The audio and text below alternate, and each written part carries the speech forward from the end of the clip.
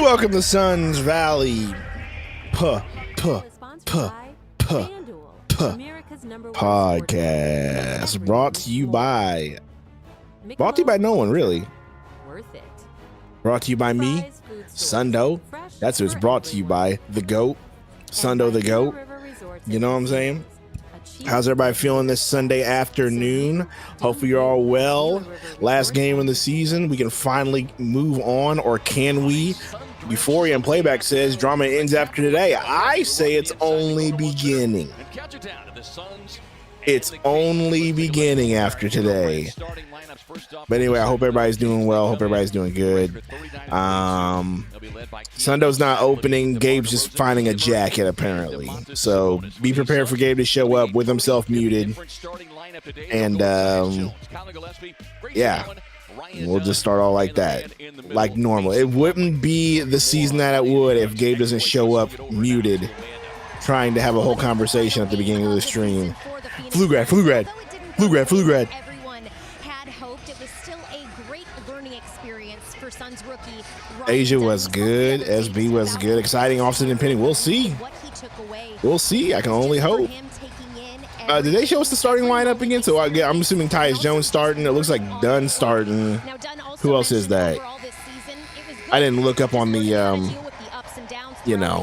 Grey Goose starting. Okay. Understanding things that he can't control. Royce O'Neal sitting. I see that. Professional in any situation.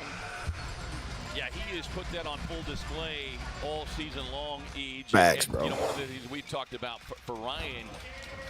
Are you muted? Easy, but experiencing, the euphoria of starting and getting big minutes early. Yeah, you definitely are muted. So, it wouldn't be a Suns Valley podcast without Gabe being muted from the start.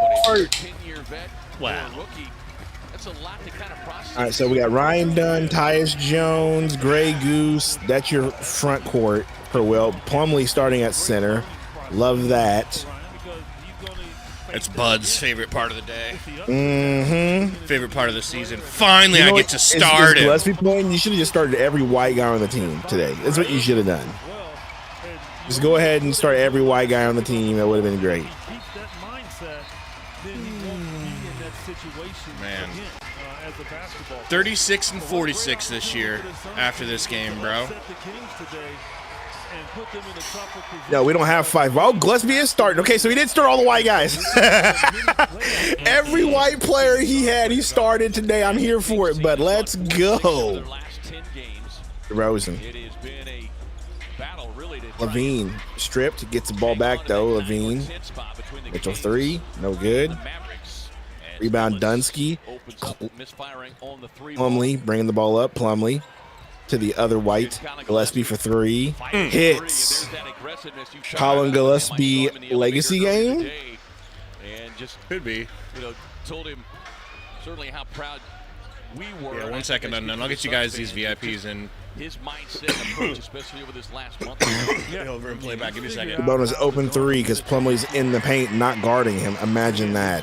Good game for him to be aggressive as he just got started. Bonus hits it. Hopefully that continues. The bonus connects on the 3 ball, shooting 40% here on the season for Domantas Sabonis. Ias. Averaging another double-double. Kick from Plumlee to his right. Kicks it down in the corner, back to Jones, up to the top to Grey Goose. Grey Goose jab steps, goes to his left. Kick pass to Dunn in the corner. Dunn. Jab step Dunn to Plumlee. Ball stolen by Sabonis. Fast break going the other way. Sabonis. Dribbling. Picks it up. Gets the ball to Murray. Top of the key to Levine. Levine. Back to Sabonis. Back to Levine. Levine. Step back. Nope. Sabonis. In the paint. Sabonis. Hook shot. Floater. No good. Plumlee. Rebound. Plumlee bringing the ball up the court. Point Plum. You got to brace yourself. Tyus Jones takes a pick, goes to his right, takes a yumper, no good. Doesn't fight it for the rebound, doesn't get it. Murray has it. Murray bringing the ball up the court. Sabonis drives, poked out by Plumlee, out of bounds, and now Sabonis is holding his ankle after going down. Don't like to see that by a player that I respect dearly in the bonus.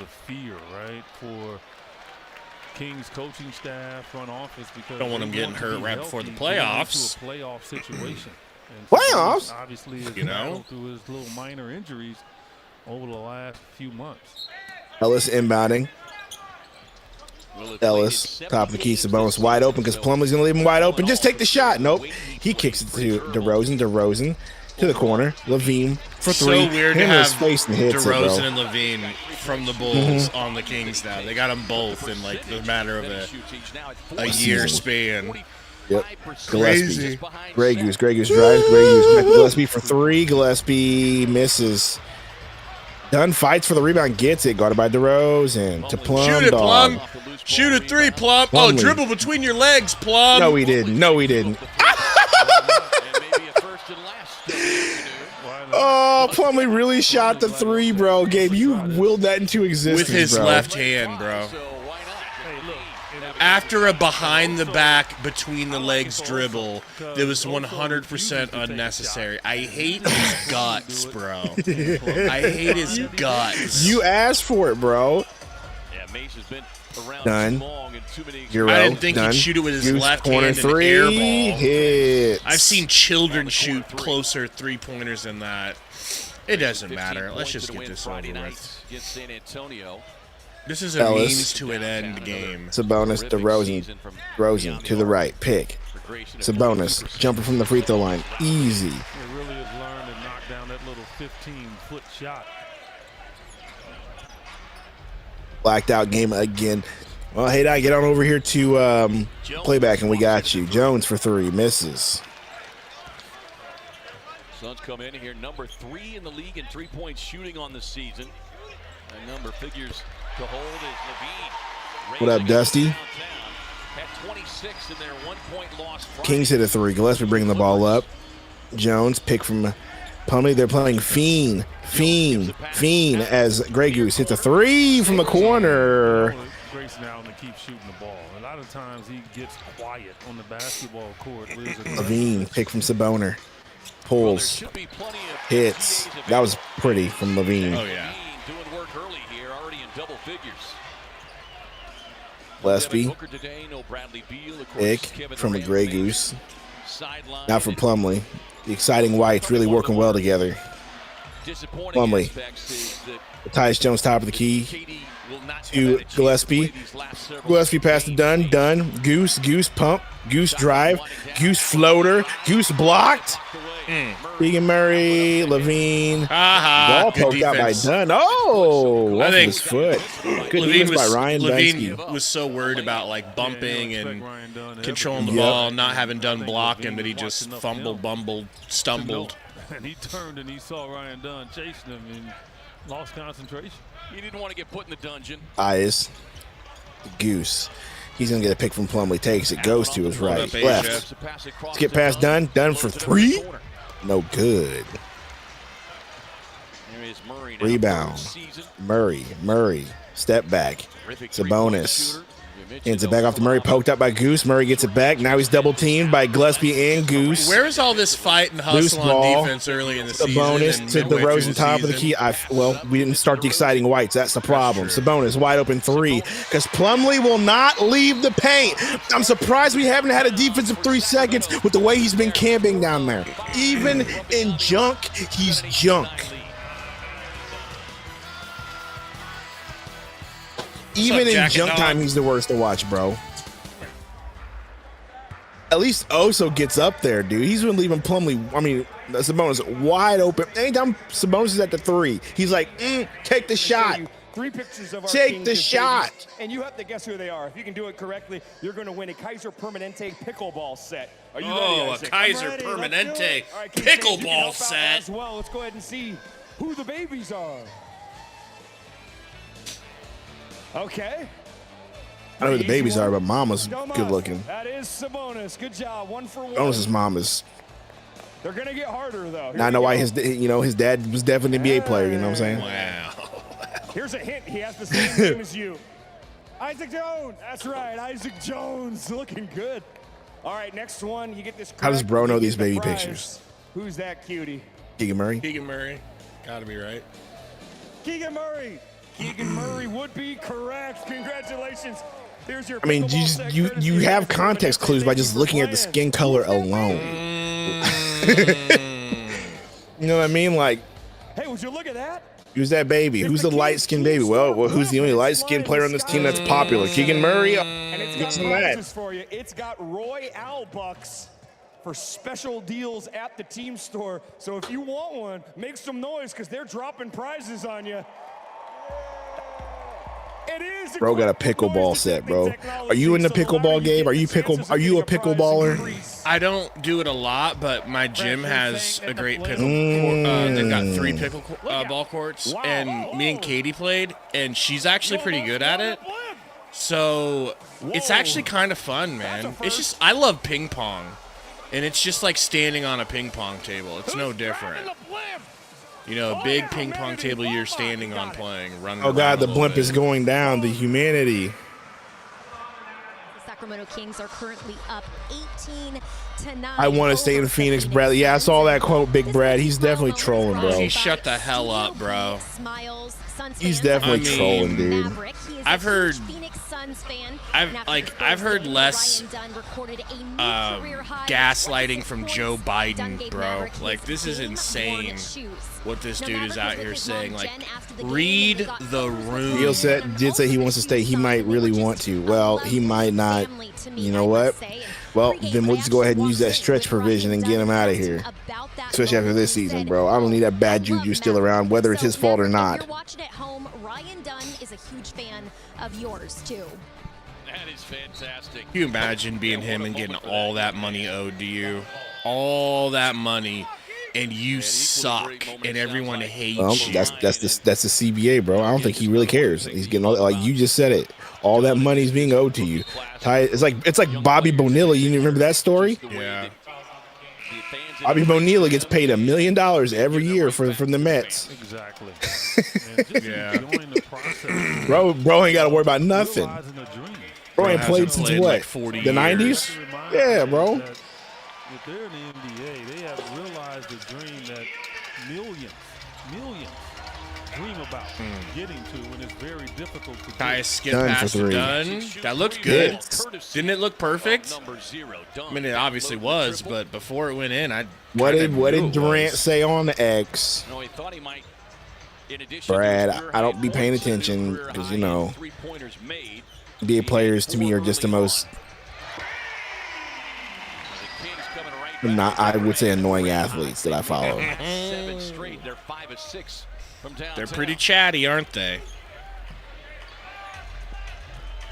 These two teams have historically played high-scoring games. Okay, nice pass from Okay, Goose. look at the exciting whites. They got that connection. I just love how Philly just basically normalized that phrase. Looks like Oso. Oh, they got they have freaking Valanciunas on this team? Well. I mean, guess who made the play in and not us? Grant basically said Suns fans talk crap because we won them out. I thought he got fouled on that. No. Why? Yeah, that's stupid. That's I'm gonna be honest with you. I'm not on X, okay, so I can't be like confirm that. But I have not seen Suns fans, Yeah, Suns not bad as well. at least from my end, say anything negative about Durant. No, you How definitely can you do. say anything? Well, do you? Here's why. Because Durant has his stands, and his stands care absolutely zero about the Suns. They just care about him. So they talk wild about how They want him out. they want, and so people go. You have people going the other way, and Yeah, okay, I feel you on that. Okay, that makes more sense. But all I know is, like, at least here, me and Gabe, 15, 17-foot range. I would never talk smack about Kevin Durant, like, not in the that way way. he Like, I earned want him your out. respect in his time Yeah. here. You got to decide what he No, far. like, dude gave his team his all when he didn't have to. When And the did team a was good job completely staying in healthy this disarray. year. And stayed healthy. Really Tyus good. Jones with the poke. Give There's Manoop. no way I can talk smack Give on Manoop that. off the Not- backboard, you bozo. This isn't about you. I kind of talk smack about his attitude, sure. But as far as him, like, effort-wise and actually showing up day in and day out, being healthy for the majority of his tenure here, and you know, playing games without Booker and Beal this season and putting the team on his back and dropping 30 plus every game and doing what he can and being tired and playing 38 minutes and whatever. Yeah, I'm not doing that. All while being the oldest dude on the team. Yeah, Durant definitely earned my respect wholeheartedly in his tenure here. So if he stays, good. If he's gone, he's gone. But I'm not going to talk trash on Durant for that. No, bro, literally gave you his all. I had a couple people yesterday tell me, like, hey, man, I heard Kevin Durant wants out. And I'm like, they're saying both ways, but bottom line, I feel like he's earned whatever he wants. So if he wants to go to this team, we should send him to this team. If he wants to go to that team, we should send him to that team. Yep. Like, yep. So everything that happened this season is not on. You can't put on his back. And here's why: because you could say, "Well, the Suns got to do what's best for them." Yeah, the Suns do have to do what's best for them, but part of that is respecting the silent part of what's happening there, which is the players around the league look and take notice. And I was talking to a dude last night about the Mavs after I left the gym. The Luka trade? And he was saying that a lot of like there's rumors around like players don't have any interest in going to the Mavs now because they look at it and they're like, "This is what happened." Well, if they would do this to Luka, they'll shit my ass anywhere. Like, yeah, you have to portray your organization as a professional place one that that's takes care of its players. Safe for your legacy, safe for your career. It's safe to go there because they won't mishandle your career. They won't. You know what I mean? They'll be respectful with the way they treat you in trades and stuff. Yeah, well, those rumors that came about KD getting shopped was we already definitely didn't help. Exactly. We already peed the bed a little bit there. So we but what if it? Oh yeah, it's true. You have to make up for it. But what if it wasn't peeing the bed? What if it was just teams actually calling and you were like, we'll entertain it, and then that was it. And then seemed those like teams they blew out offered it. I proportion. mean, it seemed like they really like had the deal done. Came to KD and said, "Hey, this is done," and he was like, "Why are you doing that? I don't want to leave." Could be. He's like, "I definitely don't want to go back to Golden State. I can't stand Draymond. I don't want to go win that bitch another title." But regardless, I agree with you though. You gotta fix your whole. Just got to make sure that players don't hate your franchise. And then catch the ball. If he had to catch the ball first, How about keep everyone, trade ties, Monte for PG, and more role players? I just don't think that's a feasible. I don't think that's not a reality. I don't think anyone understands how bad Paul George is now. I don't think people understand it. He had to stop podcasting because they were bullying him so hard. Because he sucks so bad at basketball that people kept telling him he needs to stop podcasting because it's ruining his career. It's not the Paul George you think it is. And Paul George and Devin Booker hate each other's guts. Plus, I didn't realize you meant PG as in like Paul George. I thought you meant like a point guard. But also, those two are on one-year contracts. You can't trade them. Is just to block him out.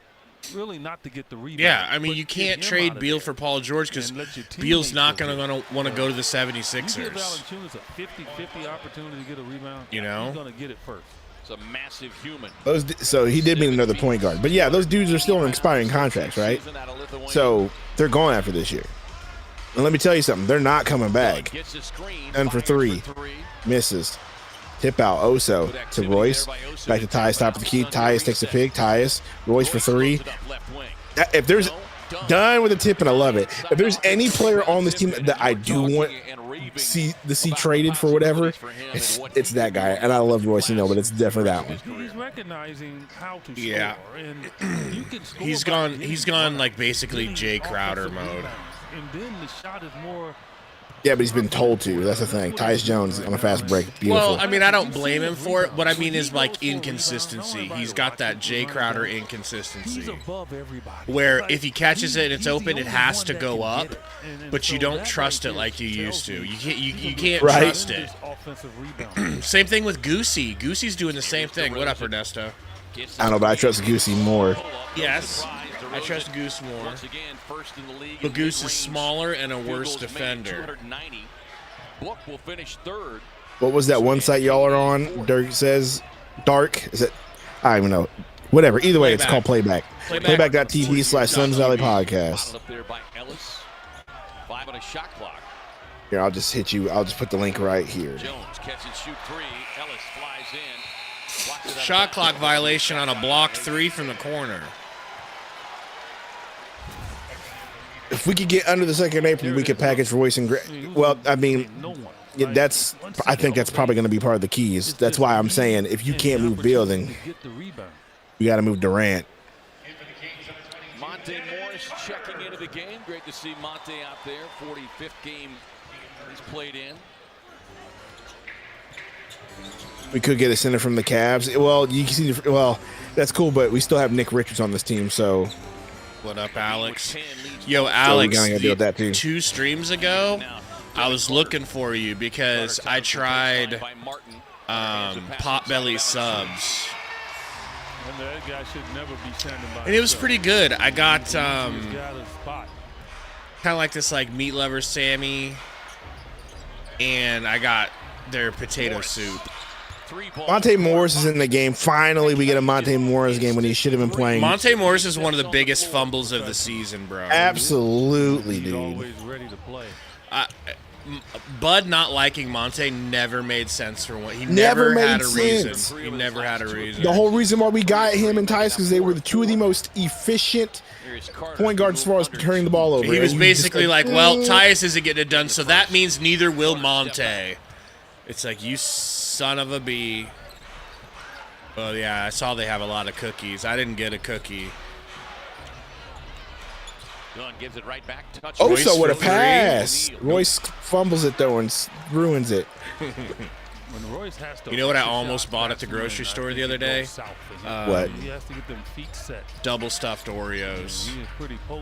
But I'm so good about not buying bad stuff at the grocery store, but then I want it when I get home. I'm like, God, I should have got those damn Oreos. You guys ever play the SmackDown versus Raw games back in the day? Yeah. I'll have to be honest with you. I played like 1.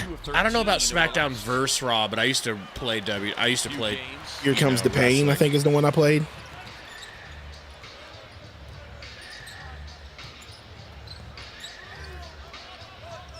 You know, I think it's time after this game for Bud to take a trip down Know Your Role Boulevard. I just what I want to see. Check into the SmackDown and I don't like hotel. calling for people's job, but if I could see Mike Budenholzer has been fired, like the news, like the ESPN notification, then I know that this team means business. Yeah.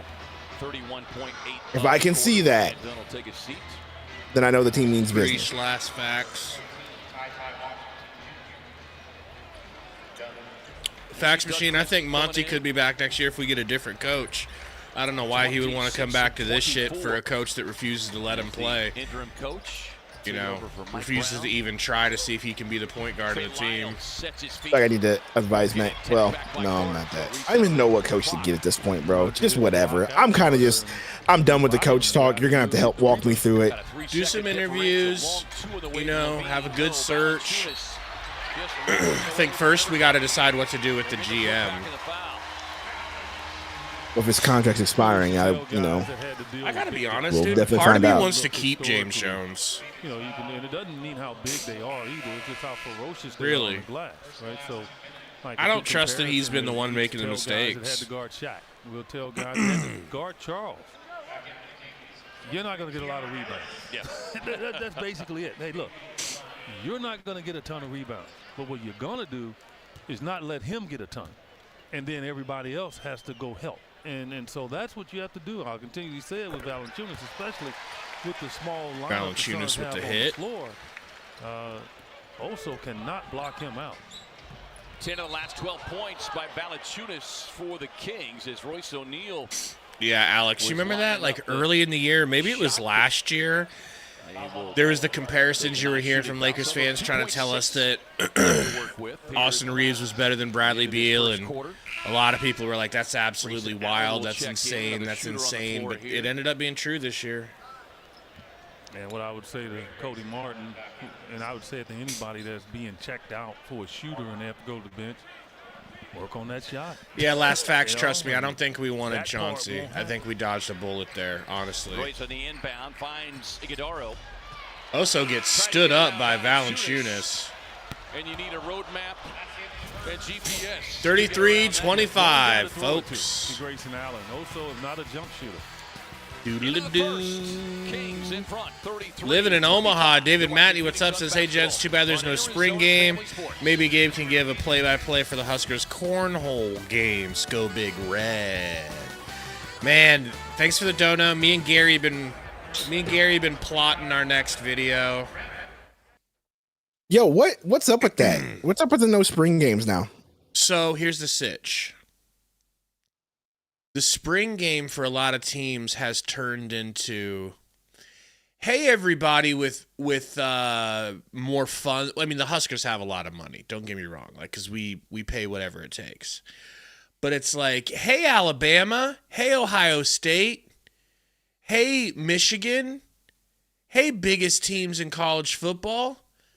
Come on in or sit down on your couch and enjoy some popcorn and take a look at all the talent we have and go ahead and make your pick on which player you want to make an offer to right now and get them up off of our team before the season starts. It's happening to a lot of teams. Oh, you mean so people are always transfer portal and stuff? Yeah, you show what you've got to people and then they come holler at your player the next day. They don't even. There's no rules. They can steal your players if they come offer them more money. They can. They can leave. I really do. I really do feel like. Imagine if in the NFL free agency was 24/7, 365. No. I get what you say. I agree with it. That's why I figured. So I didn't know because I didn't know what the reasoning was. But that makes so much more sense. It's the only thing that makes sense. Yeah, it makes so much more sense. That's why teams stop doing it. And so I agree. So the Huskers are like, look, we're not gonna just pull our skirt up and show you what we got. I know a lot of teams are doing it. Yep. But yeah, that makes a lot of sense. I just feel like the NCAA should have just listened to whoever was arbitrating all this stuff to begin with, because they fumbled the bag. There was a bunch of stuff that they were told to do ahead of time because this rule they were kind of like told like this ruling's coming. You should probably do this, and they said we don't think so. And now look what's happening. That's so stupid. They need to regulate the transfer pool for sure, and they need to do it in a time where it's not during bowl season. Yeah. Well, this is kind of like a power play, thing. Right? Because you've got like Big Ten Network, like all the different conferences have their own networks and stuff. And so this is a way to get change to happen because Big Ten Network is going to eventually be like, yo, we're not going to pay you. We're not going to pay you guys what we pay you for the year's coverage because you guys don't even do a spring game. A spring game brings in a lot of money. It brings in a lot of views in the spring when there's no football. They're going to start giving teams like way less money. They're going to be, you know what I mean? Like it's just to try to get them to hurt them money wise too.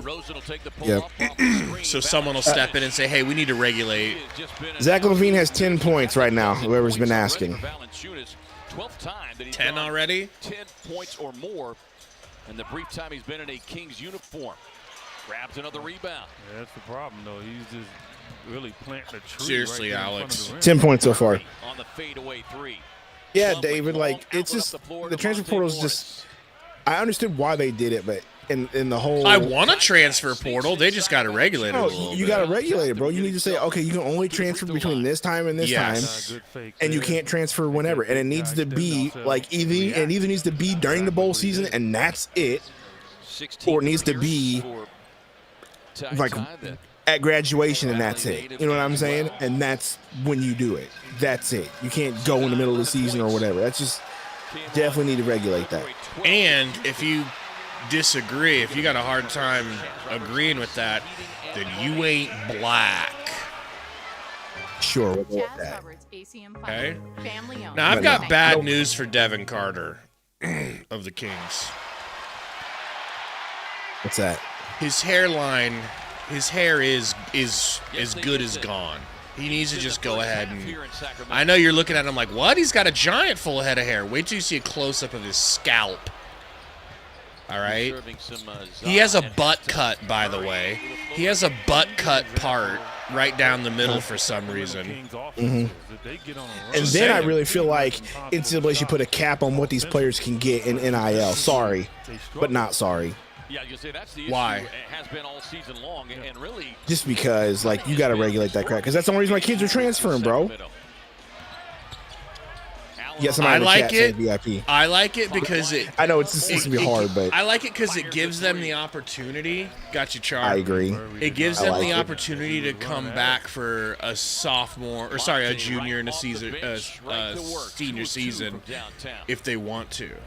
Because they're still getting great money. Yeah, I feel you on that. I just saw that story about that quarterback from freaking Tennessee. That's just out of control. Yeah, where did he go? Is he just in the portal? He didn't go anywhere. They told him we're not, like, he demanded. I don't even know where he went. Actually, I don't even know. I just know that he demanded, what, a Bugatti and more money?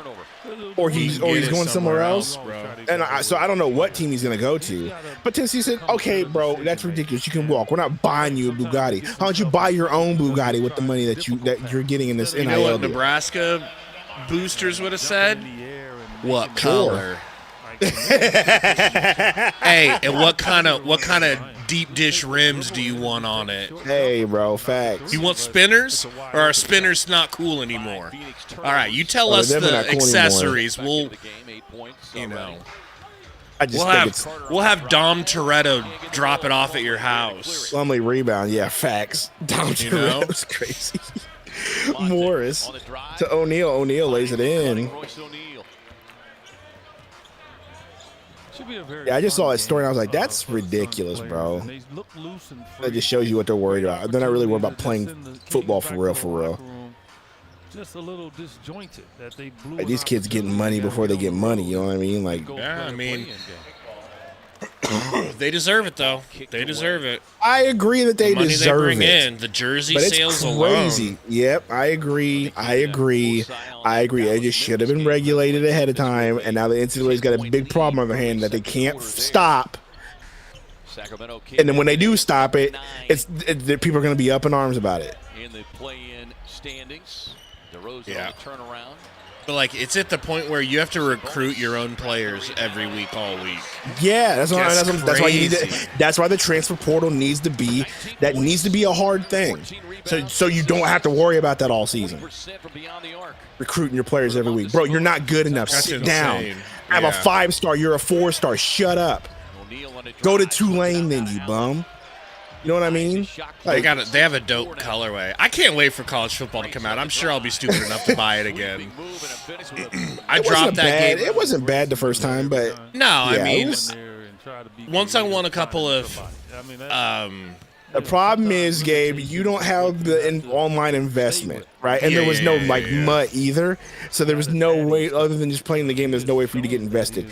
Once they do that, it'll be bad. Like the online dynasty was kind of fun, but it was also kind of stupid. Here's DeRozan, gets the screen. What happens if we keep the same team next season? Well, obviously, if you keep the same team, you're firing the coach again and just praying that he can do something with it. DeRozan spins into the paint, drops it off to Sabonis. Yeah.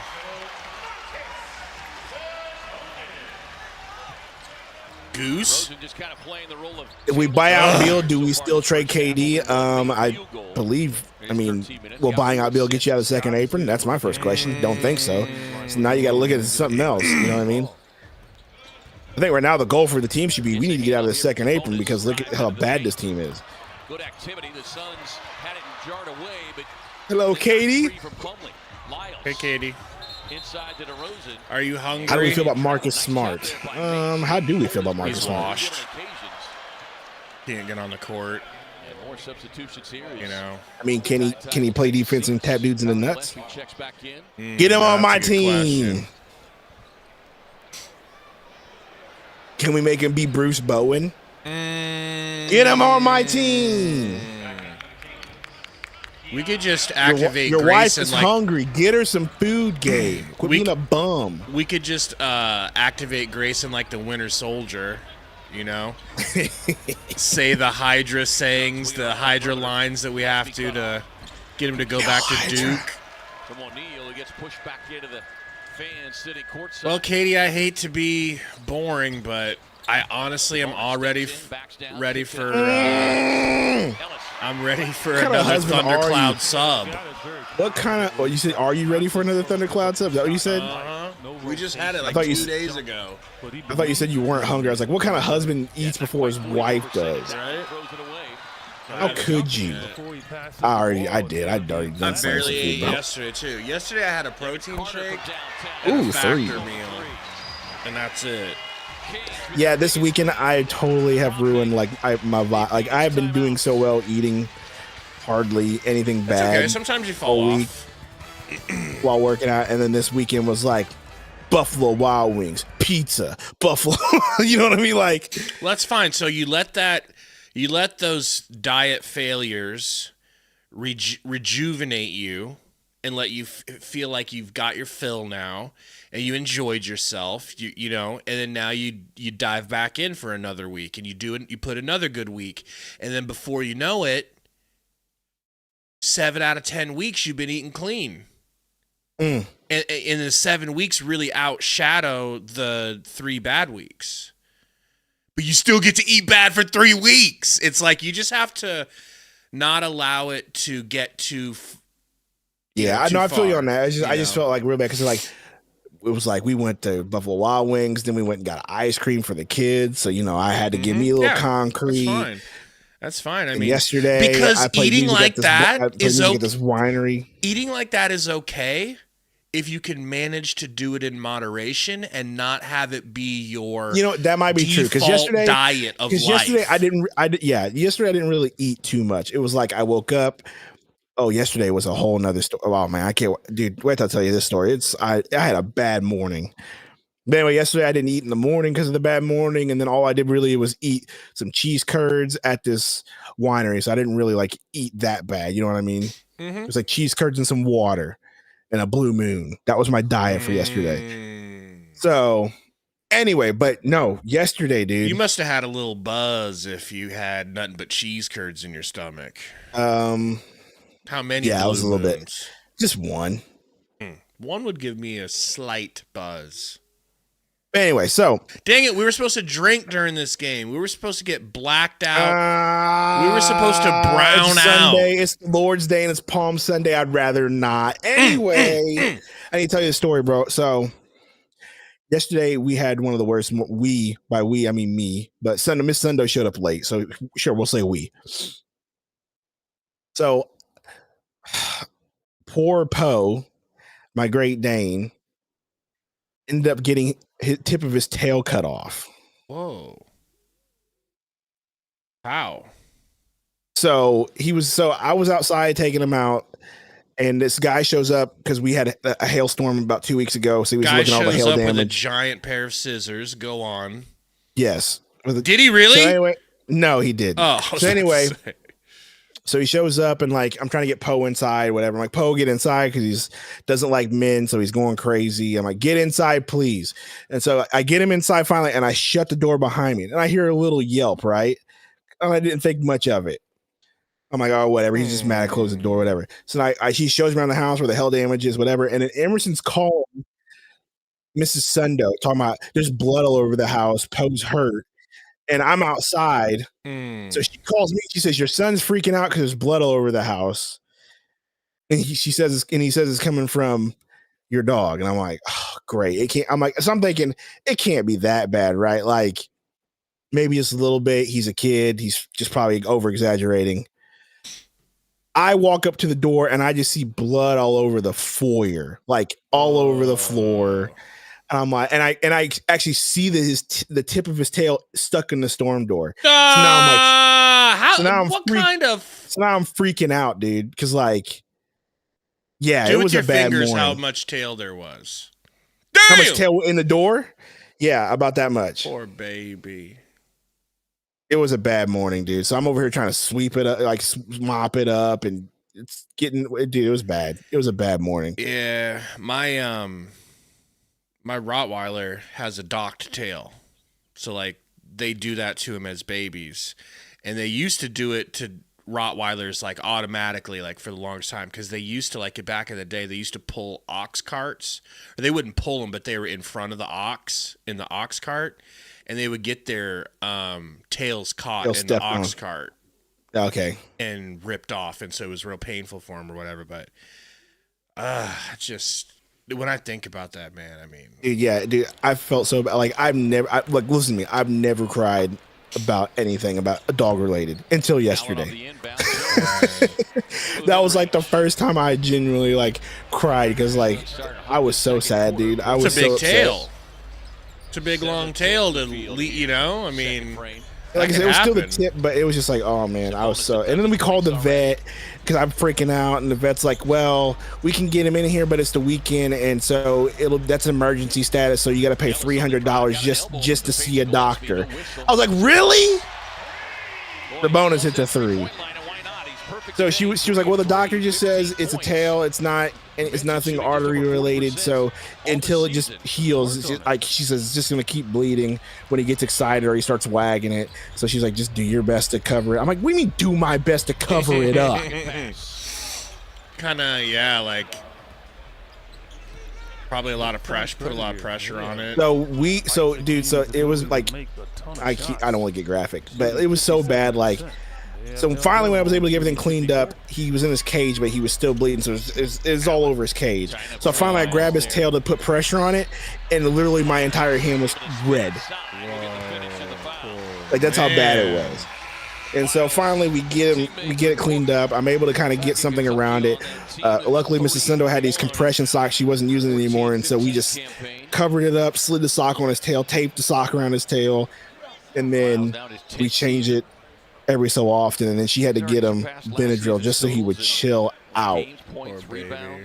Yeah, and so we're waiting to take him tomorrow, but luckily it's not bad right now. It should like it's actually and calmed down. Grow hair over it. But man, I was just bummed out.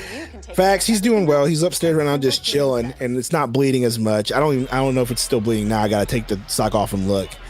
But last night it wasn't as bad. Like in the morning, anytime I pet him or grab his tail, like it would start squirting and you could see it. Like, and then yesterday morning it was just dripping. I was like, okay, so it's getting better. This morning I haven't even checked. It probably could be stopped for all I know, and he could be fine. But gosh, man, yesterday was dude, again, never cried over a dog ever in my entire life, even as a kid. Yeah. Deep 3 in the face of the defender done. Actually, I take that back. I cried one time as a kid, but that's because I lost my dog, not because like this time it was like, oh my gosh, dude, it was a bad day. Then I had to leave, and Mrs. Sundo was by herself taking care of it. So I'm over here playing music. I'm at this bar, or it's a winery, whatever. I don't even know if it's a winery or either way. It's one of those places. Playing music. The dog I've got in my jacket right now, back when we were in Omaha, we had a big staircase, and the wooden stairs had like metal what is step 1 in your mind for him to try edges and start those put down, like nailed in around the wood. Go to the summer league. And I got back from a vacation. Lordy was taking care of the dogs. I got back from a vacation, and there was dried blood like everywhere near the stairs, and his index finger nail was just gone. Oh, so with the that was nice. He lost a whole nail, like his my gosh, bro. nail just got ripped out in the metal, so it's still gone. Like he barely has a nail at all. And then his daughter has ripped out 2 of her teeth from pulling on boards trying to break out of the backyard. It's like, you fucking dogs, like, just relax. I need to laugh, but bro, that's crazy. I know, they just, you know. Yo, man says, Gabe, what was your estimation before the season started? The win estimation? The win estimation? I mean, we thought we were going to win more games, especially when the season started. I would have thought we were in store for a 58 to 60 win season. Yeah, I was kind of there too, and especially when we started off winning 9 straight. Yeah, we were like, oh yeah, we're definitely winning 50 games this season or more. Nope, wrong. That was a freaking pipe dream after that 9-game win streak. Gosh, that was so fugazi. is what it Fugazi. was. Yeah, that's actually the word of the season, Yeah, the theme of the was, season. Yep. Fugazi. That win streak in the first beginning of the season, Fugazi. Lester said We were so excited because you know what we kept saying? Hey, bro, all these games are close and we're winning. We're only gonna get better, right? Like we're only gonna get better and really mesh together, and we're gonna be fine. Yeah. Not so. We used to be able to blame everything on health. And then you would have a 3-game losing streak here, a 2-game losing streak there, a 4-game losing streak here, followed by 2 wins, and then all of a sudden, wow. How are we 500? I remember when we got to 500, we were like, oh my God, this is insane. We thought that was where it was going to stop. Lester was asking if I collect Rolexes. I don't even wear watches. I have a Apple Watch, but that's it. My brother collects really nice watches. But look at my boy Sick over here. Bro, I felt like whenever iPhones or just phones in general became popular, I feel like watches were completely useless. Why do I need a watch when I just pull my phone got an out iPhone and I look at the time on that? I mean, flip phones, bro, because you had the little thing on the front of your flip phone that told you the time too. Yeah, exactly. I'm saying, like, if from the beginning of the time of us getting our own cell phones and having them, watches just seemed baby Asian just seemed completely useless. But agreed. Apple Watch, more like a Fitbit, track stuff for you and stuff, like, so that's why I have one of these. I like that aspect of it. But I just wonder if watch collecting is going to stand the test of time. Are people going to continue to, like, do you know anybody who's into watches that has like a... No, but Fax Machine just said it. Apple is the top selling watchmaker, obviously, because of the super... because of the Apple Watch, and then whoever's making like all those type of smart watches are probably selling. But like, who needs a Rolex? Who needs a freaking, you know what I mean, watches like that? And like, unless you're Roy, right?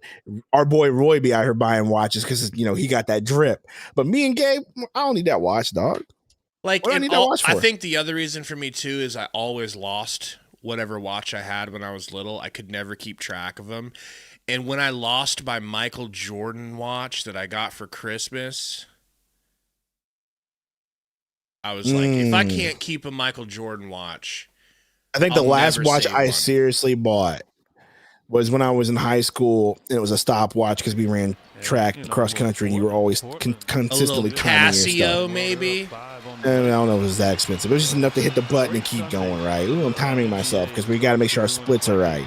I'm pretty sure Casio's like a Walmart one, man. I always used to have little ones Could be. like that. Looking at potential rough season for the Suns. Keep Bud, Calvin asked, and I don't want to keep Bud, but we'll see what happens. I do like the idea of finding a good coach and sticking with him through thick and thin. I just don't want it to be Bud. I thought you were going to say, I do like the idea of finding a coach and getting him personnel that he can actually, that fits his system. Well, yeah. Hey, Gillespie hit the three. I had a long conversation with a friend last night about basketball, and it dawned on me that we just keep ripping the Band-Aid off and never letting the wound heal. Like a lot of teams. Like, if we, in the first place, if we would have just, like, look at the Celtics. The Celtics are going to win again probably, and they might win 3 or 4 in a row because they stuck with Tatum and Brown through all the shit. They kept the same team. They kept tinkering and adding piece after piece after piece. They got the right coaches, and they lost like 5, 6, 7 years in a row. I know, but those were young pieces, though. You know what I'm saying? We gave up our young pieces. That's my point. We were like, no, we don't want to do that. We want it now. Give us championship now. Yeah, like it's like, well, it doesn't work like that. And plus, all your pieces do the same thing. Yeah, you literally could have kept Johnson, McHale, and let them develop because we said this before. Wasn't McHale becoming a good scorer that whole time Booker was hurt, which is part of the reason why people wanted him to begin with. Well, it dawned on me like, well, that makes sense. You know, like you need to stick with what you have and let them grow. And sometimes it takes several years to build a culture and get better at offense together and get better at defense together. Sometimes it takes time. The culture was being built, let's be honest. It was. And we ripped it up. Showed up and said, I want a championship now. I want Kevin Durant. And, oh, by the way, that championship coach that we did have, I don't like him. Let me get my guy. And so I see the allure of keeping the coach and not starting over, but it's like, not Bud, not him. No, I don't want him to be the one that we do the build. Like Monty, it made sense, and we didn't argue it. But not Bud. He don't deserve that. He's not good enough as a coach. He's just not. Oh, I agree. So, like, the DA erasure is real SMH. Yeah, I forgot about we had DA. Yeah, man, like, yeah, I just hate living in the past, but yeah, I hope that this time around to teach you for the future. Yeah, well, I hope this time around, if we do whatever, I hope Ishbia says, okay, well, the Suns fans are actually loyal and will continue to stick with me as long as I put a solid product on the court. Let me build around these young guys. I don't think he'll do that, if I'm being honest. Nope. He's stuck in win championship now mode. He's stuck in. Yep. And we're gonna go full throttle. Fourth pick overall. Like, you have young guys here right now that you've seen promise in. You still have Booker. Like, just run that one because you've already just ruined Booker's prime. For being honest, like if you would have kept the twins and let that go, you could have had 3 prime he's still players. In his prime. It's just, I know, but like you don't have. If they do hit that reset button, by the time you get young players that you want to build to have this team cooking, he's gonna be in his 30s. Yeah.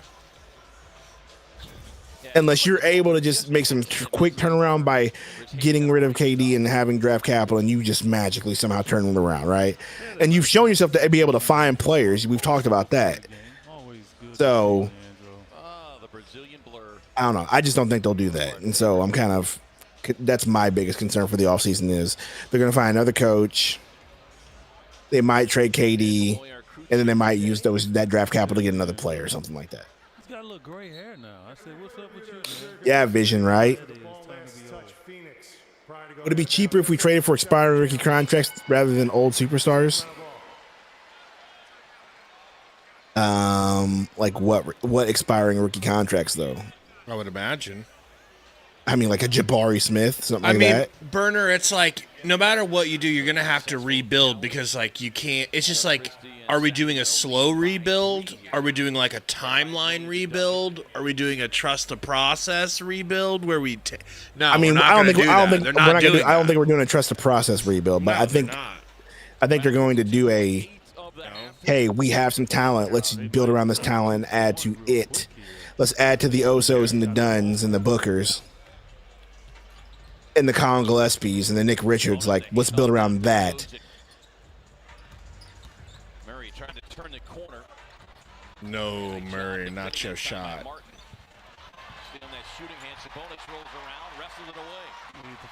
You definitely need to get a young defensive culture here, if I'm being honest with you. As long as this makes the decisions, we're not winning anything, Vision. Look, I'm going to ignorantly continue to have faith in Ishbia and hopefully that he learned his lesson. Oh no, and they go I don't have faith in Ishbia anymore. I don't even have faith in him. I want to be where you are. I'm just hoping where you are. I'm just hoping that it's more hope, bro. Him bringing it, like him being friends, such close friends, and taking advice from Isaiah Thomas, who is notorious for being the worst front office hire you could ever have, and him having Bartlestein in there, who's his dad's, or like he works with his dad and shit. Like none of that passes the smell good old boys test. Club, boys club, not an NBA. Yeah, you know. It's a Bartlestein. Bartlestein looks like he's never even like touched a basketball, let alone deserves to be in charge of putting a basketball team together. Like, has Bartelstein ever dribbled a basketball ever? Vision, that just sounds like salesman talk at that point. Well, Vision, I mean, that's just a sales pitch we thought we were. Fans around the league thought we were. It's not just him that thought we were a championship contender. Everybody did. Blazers extended Billups. Yep. How's Story feel about that one? I'm sure they're not happy. They can't be happy. How many years do they give him? It doesn't even say. It just says a multi-year extension. Tell us about some of the services that you guys offer. Yes, Sacramento. Yeah, seriously, Jeremy. That's so exactly 3 years, right. I would say. What Jeremy saying? Oh, if he makes a yeah. I mean, that's what he did when he first got here. Move fast, move often, right? He's still acting like that. Well, he ain't got much. Let's be honest. At this point, he's running out of moves. Like, he's gonna put himself into a position where he can't do anything. Burner says, time to part with James Jones. I was saying earlier, I actually think I want to keep James Jones, as unpopular of an opinion as that is, because I feel like he's been the one drafting these guys, and I feel like he's been drafting really well. Can you hear my dog snoring? No.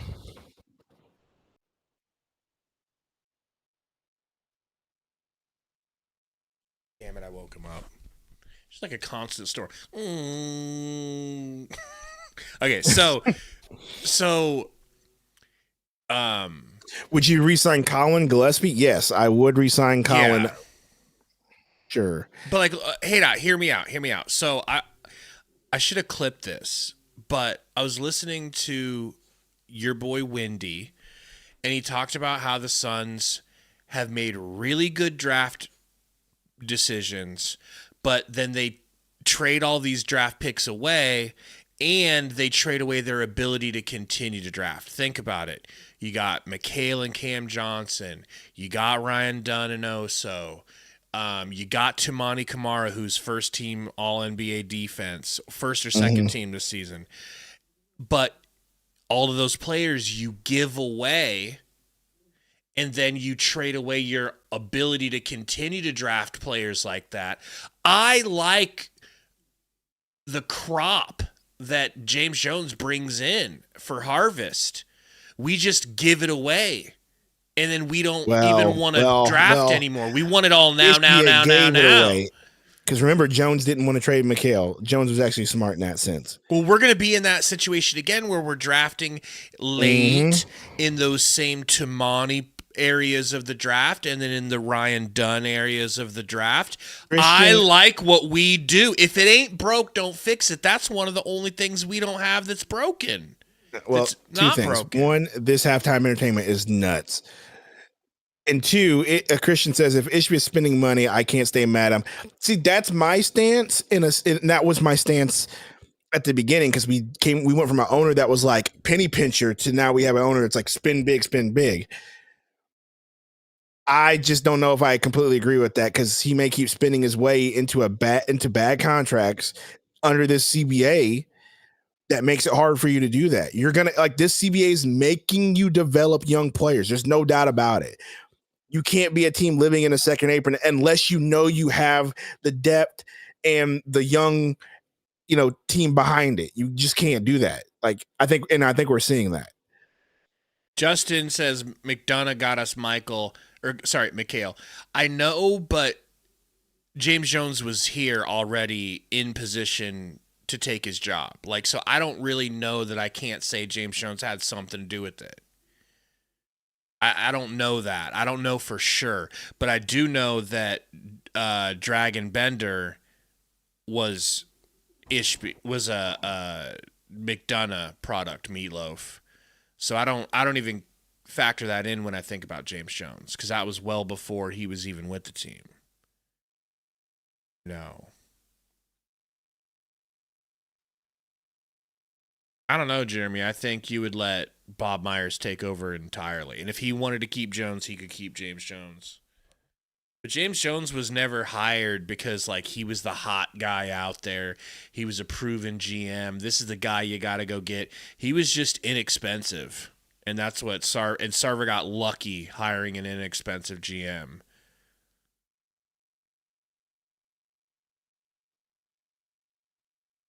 Okay, tell me about the bozo moves at the trade deadline, hey Doc, because I know you're right.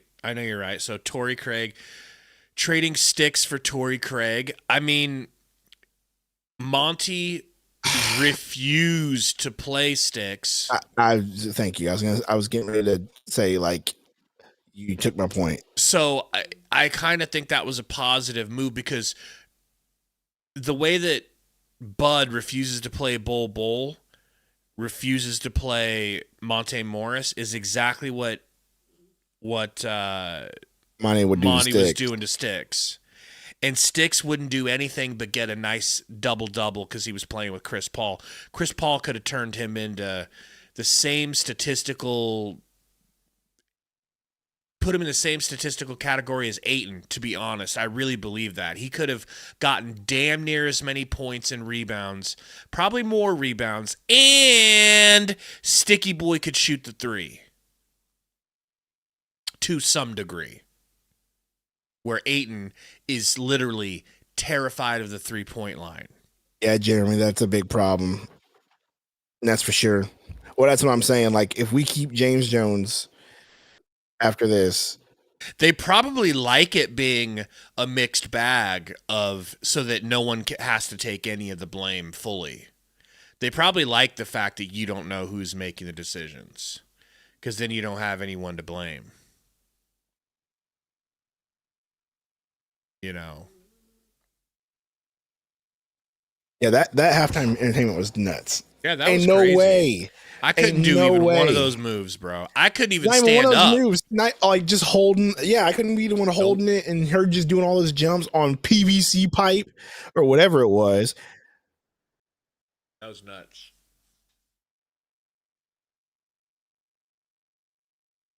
Justin says Abdul Nader mentioned. Yeah, dude. Because Burner says you're saying Monty had favorites. Nader says otherwise.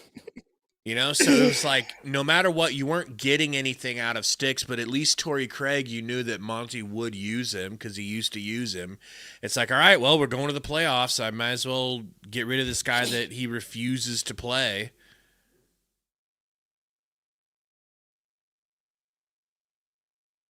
So the last team that Nader played for was East Melbourne Phoenix in the Australian Basketball League. The bro is in Australia. Who is? Abdel Nader. Wow. What do his stats look like? I'm about to look. Hold on. I'll be dominating. Monty goes to every game.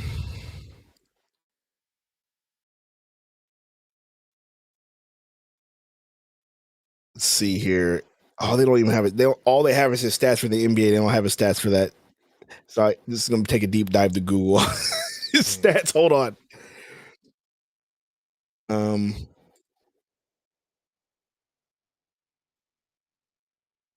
See what's on Basketball Reference. Nope.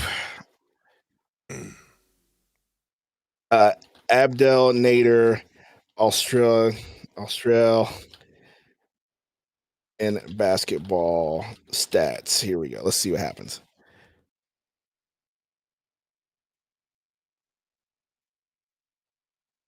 Here we go. International basketball stats. Perfect. Here we go. So, in this last season that he played, because he didn't play this season, he only played 23-24 season for Melbourne. He played 22 minutes a game and scored 14 points a game. He shot a whopping 27% from three-point range. Of course. So he kept it up. Of course. Let's see here. Average 4 rebounds. What's that say? Total, 4 rebounds a game. 14 points. And shot 42% from the field in general. Jeez. No, 38% from the field in general. I'm putting up Abdel Nader stats, even in Australia. Well, God bless him. I'm sure Monty tries to get to every game he can, and wears an Abdel Nader shirt and holds a sign that says, "Will Leave you the marry man me?" alone. Ife Lundberg. Check out what Ife Lundberg is doing. See what he's doing. What's Ife doing? Why would I do that? Where's he even at? I mean, is he back playing in Israel? How much is he putting up against the Houthis? That's my question. The Houthis is crazy.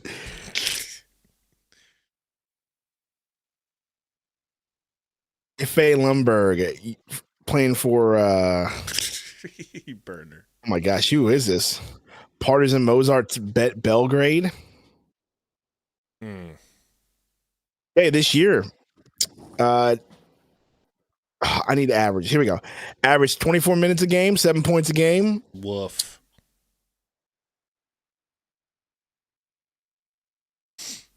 If I could bring back one player to this team, Archie Goodwin. Okay. That's who I bring back.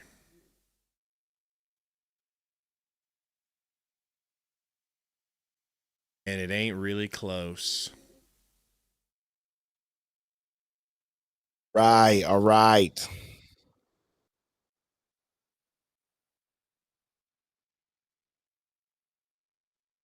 So not only is that weird spam, is it technically spam?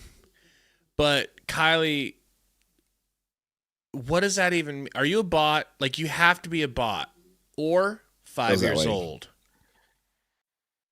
What are we talking about? What are we talking about? What does that sentence pertain?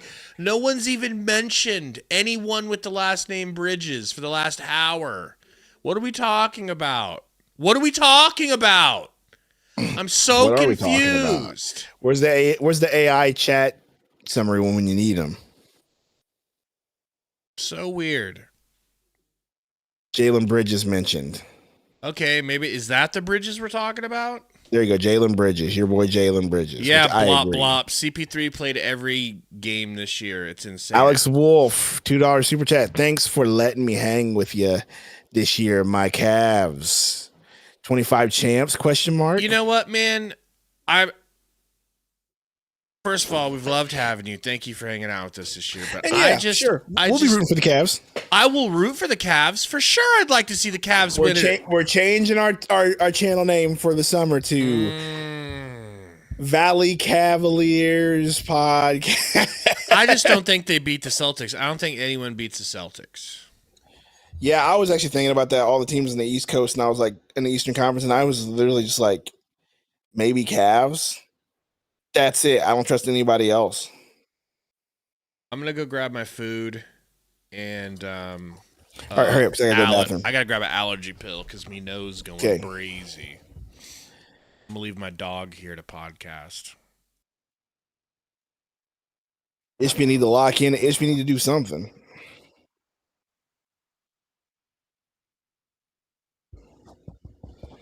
Bob says we need the Cavs to lose immediately. Why is that? Blah, blah. Because we need them to trade picks. You guys forget that's where our first round pick is going to be. The Cavs have our first round pick. I thought the Rockets have our first round pick. You just look at the you mean the one we own right now? Yeah, I forget about that. Okay. The one that we have technically is their pick. Gotcha. Man, I'll forget about it. Go Cavs anyway. That would only just make the season. That would just be on brand. If we're being honest, Blop. That would be on brand for them to win the championship, and we just have the 30th overall pick. Wouldn't that just be the perfect cherry on top for the way the season has gone? He's got 9 points to go along with his 5 rebounds. Suns gaining confidence as this game continues to go. The one thing is you need to Make sure you don't allow DeMar DeRozan to get going. This won't be the not trying to pick DeRozan seeding. No, I mean, so we have a pick swap between Utah, Minnesota, and Cleveland. Utah's obviously the worst, so we're not getting that one. So it's going to be between Minnesota and Cleveland, and we're going to get the worst of those picks. So he's right. We need Minnesota and Cleveland to be dog water. Nah, I ain't got any of the book ones.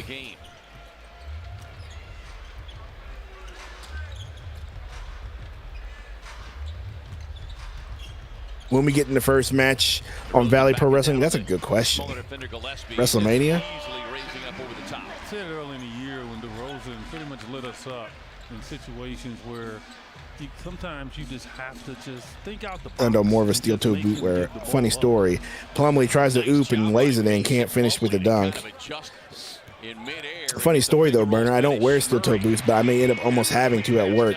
That was something that they talked about making us do at work. Houston gets the #1 pick. Cleveland wins the finals. That's our luck all day. That's what I'm saying, dude. Wouldn't that be something?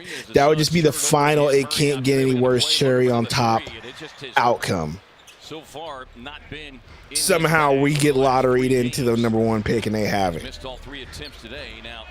The second time in Suns history that they would have received the first overall pick, and guess what? It doesn't even go to them. That would be nuts. Sidestep three, cover Gillespie.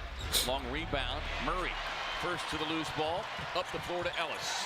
Plumlee was very slow in getting to the ball. He was so bad. And Plumlee is so slow to get into the ball, dude. Faster, it turns into an easy layup. Yeah, as a Kings team, as they prepare for the play-in, Burner, where I work, they are. Okay, those are definitely working tire where I'm at. All right, Gabe's back. He's muted though.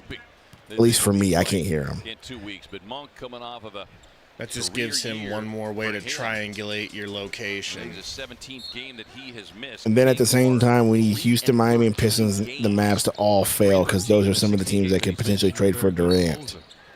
And obviously the trade put De'Aaron, who was Aaron Fox, to San Antonio, Correct. who was Sundo rocking Heelys? Yes, sir. No, I'm just kidding. Be right back. in the game. So Sundo it's a wearing huge Heelys loss, around the office for would the be Kings in that great. situation. But you have to feel like Calf issue. Sundo has to own at least one pair of Heelys. Bonus thought about the three. DeRozan to the rack. DeRozan like a layup for that guy. Midi pull up. 47, not quite 48% from the field as Gillespie Gillespie for three. Eye-arching three, third of the day. And that's 3 straight. I can't hold you right now. I'm trying to eat. Double figures. Can you pick one of these multiple beds in here to lay in? The past. Sit in my jacket. He's got a body build like a John Stockton, but he has. Just get in the bed. Give me like 10 minutes to eat. And you know, like I said, if he just continues to stay aggressive, he is going to be a consistent pro. He's like, look, I'm a. I mean, if I was betting money, Yeah. Yeah. Vine, it'd be Kings. Definitely. Definitely the Kings. I mean, I used to when I was little. You're in or near Sabonis, you better be ready. But they were the LA Lights. Do you remember those? Fair amount of physicality.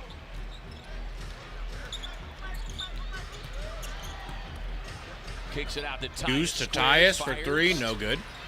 Done with a hustle. Long ass tip out, but Keon Ellis gets it and jams. First to the loose ball. Ellis getting the starter role. And Deuce for three. Wow. Responds with a 3-point hit. Hey guys, help us out if you haven't had a chance to hit the like button. Hit that thing for us. Downtown. We're done here. This is the last game of the season. In the win on Friday night against San Antonio. Finally. Levine gets the screen. Wow. What a three. It's a fun game. That's weird, Katie. I just ordered what you normally have. Fun. Yeah. They prefer a different kind of fun. Deep three on the way from Grayson, no. Kings are 13-18 since Zach LaVine was acquired, part of that 3-team deal. You mentioned sent De'Aaron Fox to. I wonder if this is this their last game of the season too, Burner? Gotta be, right? He just, I mean, yeah. Every time it leaves his hand. just looks pure. It's pretty crazy, Justin. On the baseline drive, knocked out of bounds.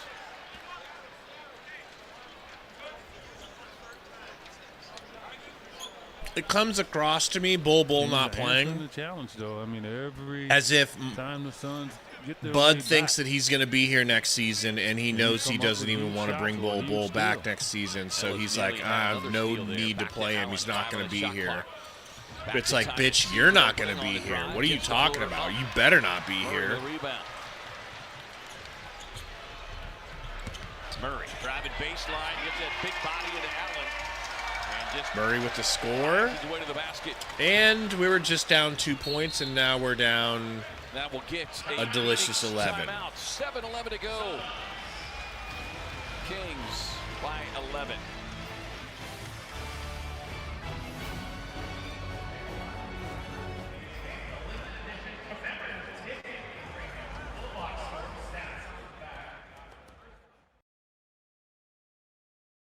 So I'm just a sandwich man. All right. I love this sandwich shop in Austin. Don't be jealous you don't have the sandwich shop in your hometown.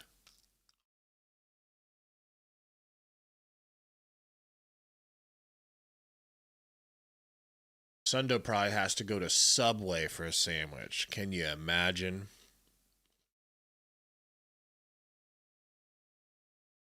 Yeah, Alex, we had high hopes for Jalen Bridges, but we didn't know that Bud hates rookies. He didn't even want to play Ryan Dunn. What are the chances he was going to play Jalen Bridges? We just didn't know. You know?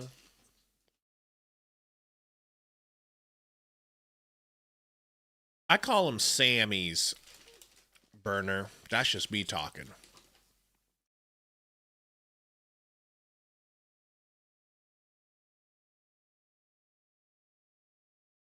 Yeah, Subway used to be really good back in the day, but at some point they decided to go cheap on bread. And never been the same since.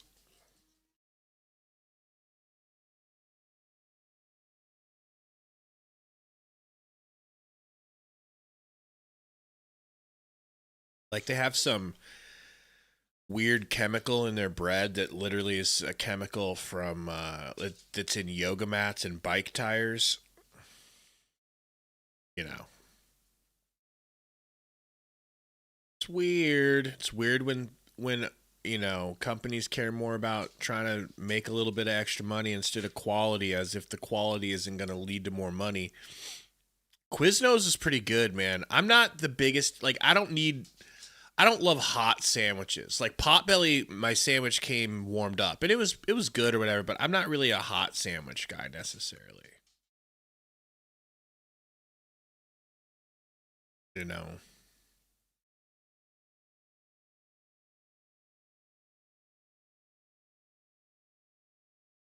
But you know what? You know what Subway did have? They had incredible cookies. Like their peanut butter cookie. Woo. They knew their way around a peanut butter cookie. I can't hold you yet. Can you get in a bed?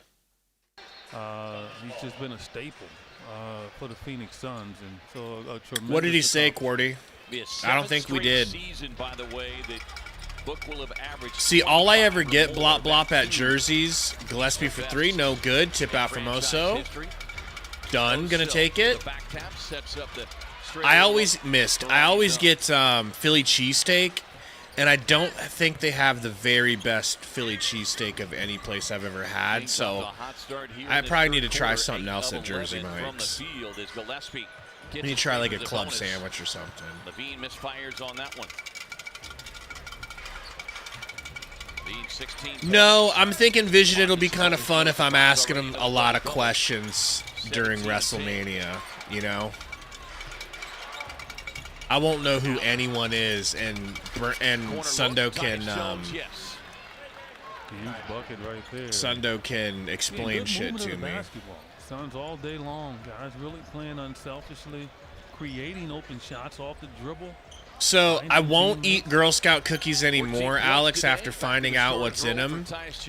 But Thin Mints would have been my go-to. Got a hand in there, knocked it away, leaves 4.5. Well, they don't call the foul, then that was off of DeRozan. The ball slid off of his hand. Basically what happened, Burner. Kind of what I thought as well, but baseline official Ed Malloy says otherwise, as Royce O'Neal will check in, give you a peek here. Yeah, now that's a foul on Oso for sure. So okay, you're right, but he got fouled. So it's a good non-challenge. Goose with the rebound. No foul call there. Would you get in a bad shot on DeRozan? Tyus to Allen. Allen into the corner to Royce, wide open, miss.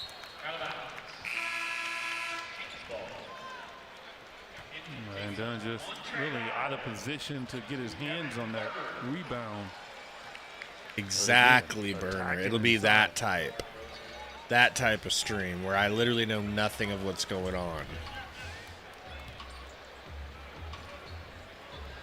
5:40 to go. Kings come in currently 9 spots in the play-in. Get in a bed. Dallas number 10. You can't get in my jacket right now. It's a Kings team that haven't had 3 consecutive winning seasons since the 99 to 2006. Levine to Devin Carter, back to Keon Ellis, baseline, snatch back, out to Sabonis. Crossover, Euro, pass out to Lyles, contested 3, no good. Rebound Devin Carter, scoop pass to Lyles, reverse lay, no good. Tipped out, Royce gets it, up to Tyus. Tyus gonna alley-oop to Ryan Dunn, and by that I mean Oso, and he couldn't hold on to it. Go, get in the bed. Get in a bed. No, don't come and lay by my feet.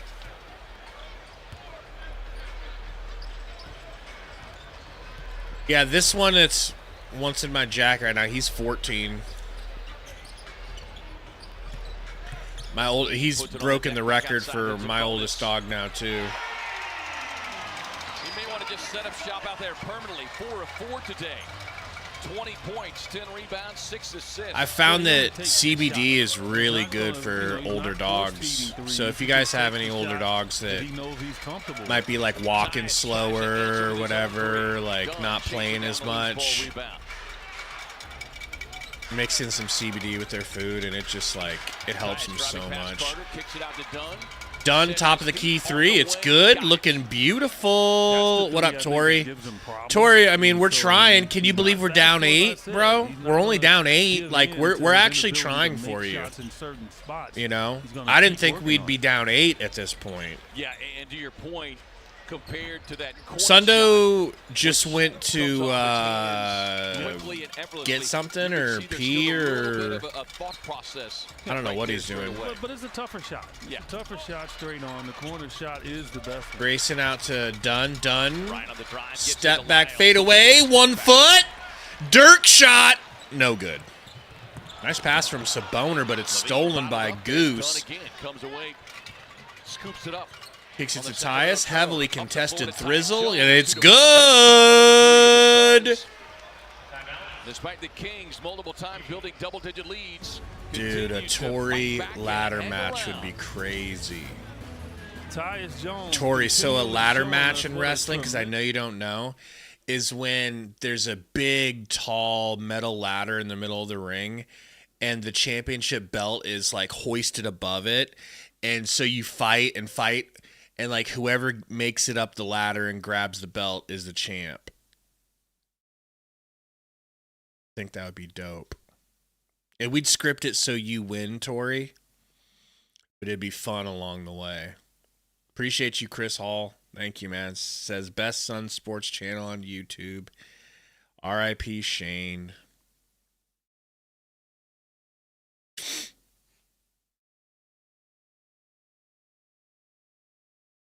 All right, I lied. I had to take a big dump instead.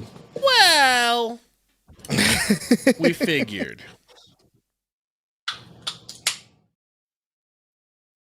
Tori and John Cena shorts with a backwards hat. Meech never scoring a single point as a Sun. Hey, that's crazy. He didn't. And you know what? When he did come into the games a few times, he literally went out of his way not to shoot. He passed it every time, even if he was left wide open from 3. He wouldn't even think about shooting. It's like, he's just like, yeah, I'm good. I'm good on that.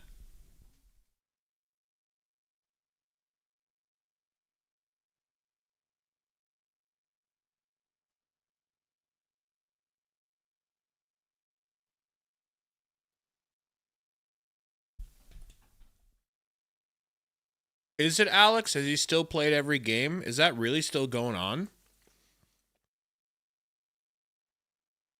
What a maniac.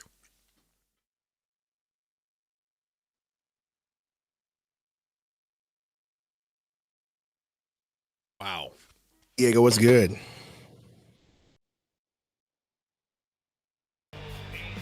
Mikal Bridges' streak continues. So Bridges literally another Iron Man season, and guess what? He's doing that somewhere else now.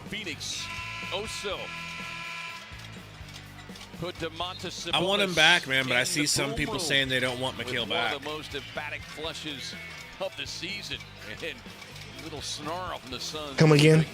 Mm-hmm. Are people saying that? I think people saying that he stopped progressing, and he's not enough. Yeah, I mean, okay, let's look at it. Yeah, he stopped progressing because he went from being the main scorer for the Nets, right? And then he got traded to the Knicks, where now he's a role player for the Knicks. Team. Yep. Suns close within 5. So yeah, he regressed because he almost had to. He went from being, hey, I'm the one option, to, hey, now I am playing with my friends, and now I'm like one of the options. Not quite 10 minutes. Tremendously gifted. And yes, he is getting older, so you can always lean on that for sure. That big, you think he'd be a little clumsy. Wow, Caleb Martin actually hit a jumper. Surprised. Cody Martin able to get into the paint, hit the pull up. Cody Martin, not Caleb Martin. My bad. Forgive me. Cody Martin. They need to be arrested in chat. And so the footwork. Yeah, jump ahead of the American player because of it. Yeah. Look, you gave that man a wrench. It's a great point. And look, biggest mistake of our lives. And you and I are both on the same page here. It's bigger mistake. Final boss, Roy Maivia, $2 super chat. Bud getting fired. Where my Cuban cigar at? Are you seeing reports in that, or are you just guessing? That was where we. That was where we peaked. So it wasn't like we had a hockey rink. Was the cigars? Hey, Forrest, if you're gonna continue to spam the sending over, can you just say it one time? Who's spamming? I'm giving you one more chance. You spam again, another timeout, but it's 5 minutes this time. Lyles to your boy Valanciunas, over to Ellis, back to Lyles. Shot clock winding down. Lyles just recognized it. Last so second. Good. Jones there with the steal. Over the shoulder to O'Neal. Nice, Alex. Push up the floor to Monte Morris. And Monte floats a pass. Is deflected. That's nothing. Can we get set before we make a pass? What all these jump passes like we're freaking playing NBA Street? It's just bad fundamentals for real. Like, I don't mean to complain, but like, stop, then pass, quit jumping, and then now the ball's stolen. Whoever has the freaking horn, bullhorn or whatever, stop. You got to meet your pass. You can say, okay, Roy. Out of 10, how excited are we for the off season? 10, 7. baby. 7. Because I don't know what's gonna happen. That's why. Doug McDermott on the floor for the first time today. Yo, I don't know who has this bullhorn or whatever, or not bullhorn, but cowbell in the stands. But I am just very, very, I can almost guarantee whoever is close to them is dialing the number to get their tickets changed right now. Because I would be. I'd be like, what do you know, that hotline? We're like, if you don't like your seats, we'll dial. I'm dialing right now. I'm saying, cowbell, get me out of here. Should be a bannable offense. Third year. Line says, can Suns win this? Yeah, they can. Will they? Probably not. Gillespie going for the steal. Cowboy their thing. I don't care. I don't care. Get it out.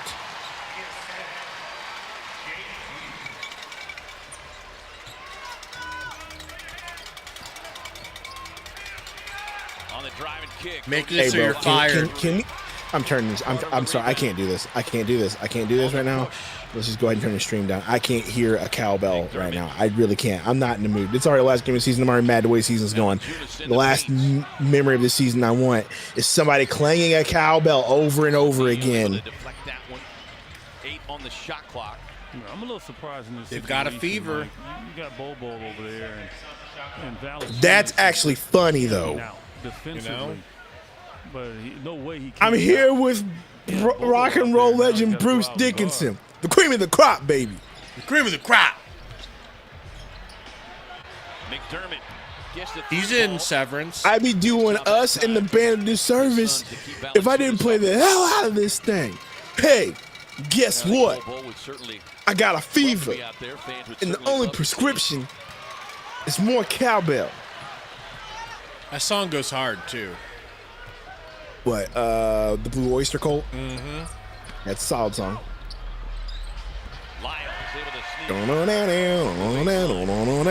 Guitar Hero, baby. Guitar Hero. Don't fear the Reaper. I thought we were going to have an opportunity to see Bull in the game. I'm going to do myself a service, and I'm going to package this sandwich up, and I'm going to finish the other half of it later. Number What one. about bagpipes, Alex says. I mean, I like bagpipes, depending. Final seconds ticking down. Oh, that sandwich gonna put you to sleep. Number two, it'd be nice to be able to eat this thing later and have some more enjoyment later in life. Gabe's a long. He's a long gamer. You know what I mean? Like that would point whatever. So in essence, that probably was a good. Hey, so when we playing some DayZ, or when are we playing Helldivers? So for democracy. As soon as Helldivers goes on sale, I'll buy it. Okay, I'll be Googling daily. And then Dougie McBuckets. Corner 3. We are not playing Overwatch 2, okay? Overwatch has made me upset. And they allowed a game called Marvel Rivals to outdo them.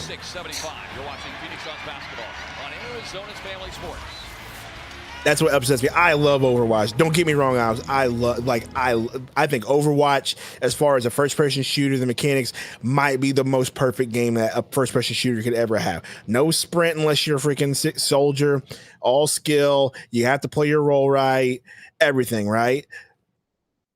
And then they decided, hey, we're gonna Overwatch 2, but it's not really Overwatch 2, right?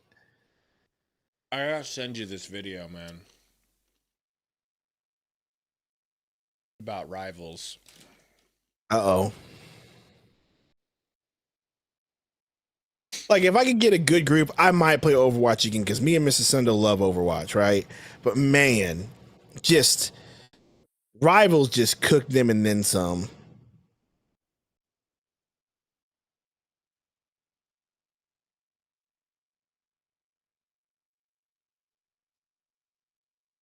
Okay, so this is called Blizzard accidentally created their worst. Yes, Diego. enemy. Emma Frost, bro. Emma Frost. Why they got her boobies out? In Who, Emma Frost? One of her skins, bro. 80% of her boobies are visible. Yeah, I saw that, but just the original skin's fine. I'm not complaining. I'm shocked that they're showing 80% boobage. But you're sending me a video. I am. You got to watch that at some point. You'll like it. It's very detailed. I couldn't believe like how many people that top people from Overwatch left Blizzard because Blizzard's, Blizzard. And the company. Yeah. Sundo, do you still mean Zenyatta? It would have been Zenyatta and Moira at this point. I miss playing Zen. 86-75. And I've been looking for a player in Rivals that's just Moira all over again, and you can't find it. I think the closest thing you get is Cloak and Dagger. That's like the closest thing you have so far. Stepping up and stepping into their roles. 17 for Tyus. A game that carries a fair amount. But man, I loved every Moira mechanic, dude. Like, I thought she was the perfect character for me. Because one, I can't aim, I suck. So let me get that damage where do I have to aim? But you were also playing on controller. Memphis this afternoon. You'd be able Also to aim true. a lot better on mouse and keyboard. Also true. Memphis starting to pull away in that game, late third quarter. So if Sacramento holds on here, they will cement that number 9 spot and play host. Goose floater's good. Dallas is Grayson Allen with a nice drive and a pull up in the paint. Now, if both lose, who's in? Sacramento is. Yeah. They've got the season series. They pretty much dominated the season series. Paint chips. They had won by So an what? almost 13 points per game. So that's why you see the substitution. Oh, That's a charge. That's a charge. That's a charge. That's a charge. That's a charge. That's a charge. Markel Fultz in the basketball game. Chucky says it's been a good channel year. Thanks, guys, for giving us a place to keep hope alive until next season. The Lord gives us life, strength, and ability to make it. Till then, yeah, bro. Look, we gave you a space to complain sometimes. Sometimes we cook you, sometimes you cook us. But it was all in good love and fandom. We were all upset collectively.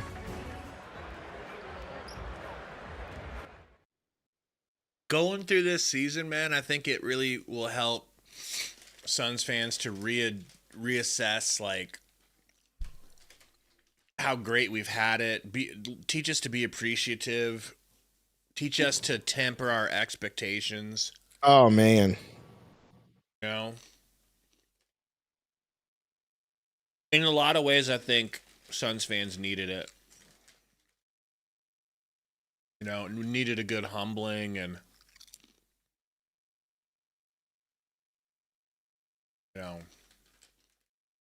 because we were getting out of hand there for a little while.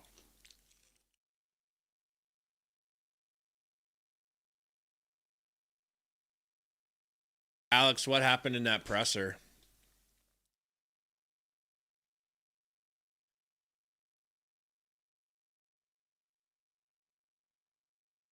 Yeah, Alex, I like Punisher too, but I play Squirrel Girl if I'm on a DPS.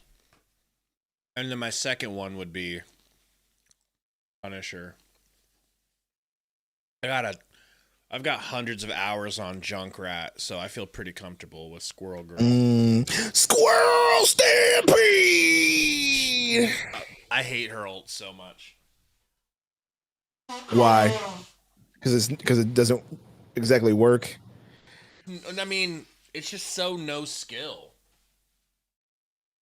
Yeah. Point it in a direction down a hallway and let it bounce around. Well, that's because they made it home more. It used to not home, and then they changed that. Oh yeah, that bad boy used to like literally chase me across the map. Like, I mean, literally, it still chases you at homes now. It didn't used to home. It used to just go and bounce wherever. You had to be skillful, like using the room or something. Now it homes people, and let me tell you, bro, saying. It's not fair. It's not as cheesy as Moon Knight's. The moon haunts you. All Moon Knight is like, they don't give you nearly enough time with Moon Knight. They nerfed it. I know. I don't care how well it needs to be the moon. And then it comes down. But instead it's like the dead. Well, I mean, it's like, oh, okay, well, I'm glad you get to get free kills with your fucking ult, and nobody else does. Moon Knight can be a problem, bro. Yeah. I think he got a team up this new season. Another team up? Now that you mention it, this cowbell's going crazy. Like, I'm surprised. I'm telling you, bro. I'm surprised the people around them are like, yo, like, enough. Like, I used to go for the alley-oops, but Tom Chambers was there for the alley-oops. It has to be some little kid. I deferred to him. Is that how it worked out? You know what I mean? That would be the only reason why somebody wouldn't say anything, because it was probably a little kid like just going off and like, you know how parents want to be like, adults are like, it's a kid, I can't be mean to him, right? Gotta be, because if it was an adult, hey, that's getting handled. Like that is getting handled, right? Veteran out his 11th season. Grayson Allen. Oh, deep contested three. Diego, I'd love to dress up as the Dudley Boys. By the way, I've been seeing some interviews with the Dudley Boys. How come Devon looks exactly like Alex Jones now? You didn't notice that? I mean, Bubba Ray Dudley, you mean? Bubba Ray looks just like Alex Jones. Bully Ray now, as he goes by? He goes by what? Bully Ray. Why does he go by that? That was his name when he went to Is TNA. he still wrestling? They were for a minute. I think he might officially be retired now. But he went by Bully Ray toward the end. If they don't get this Derek Chauvin twin brother looking ass son of a bitch off my team next season, I will storm the Capitol January 6th style. And I'm not talking about the Suns Capitol. I'm talking about the U.S. government Capitol in Washington. Hey, and that being said, our podcast is now over.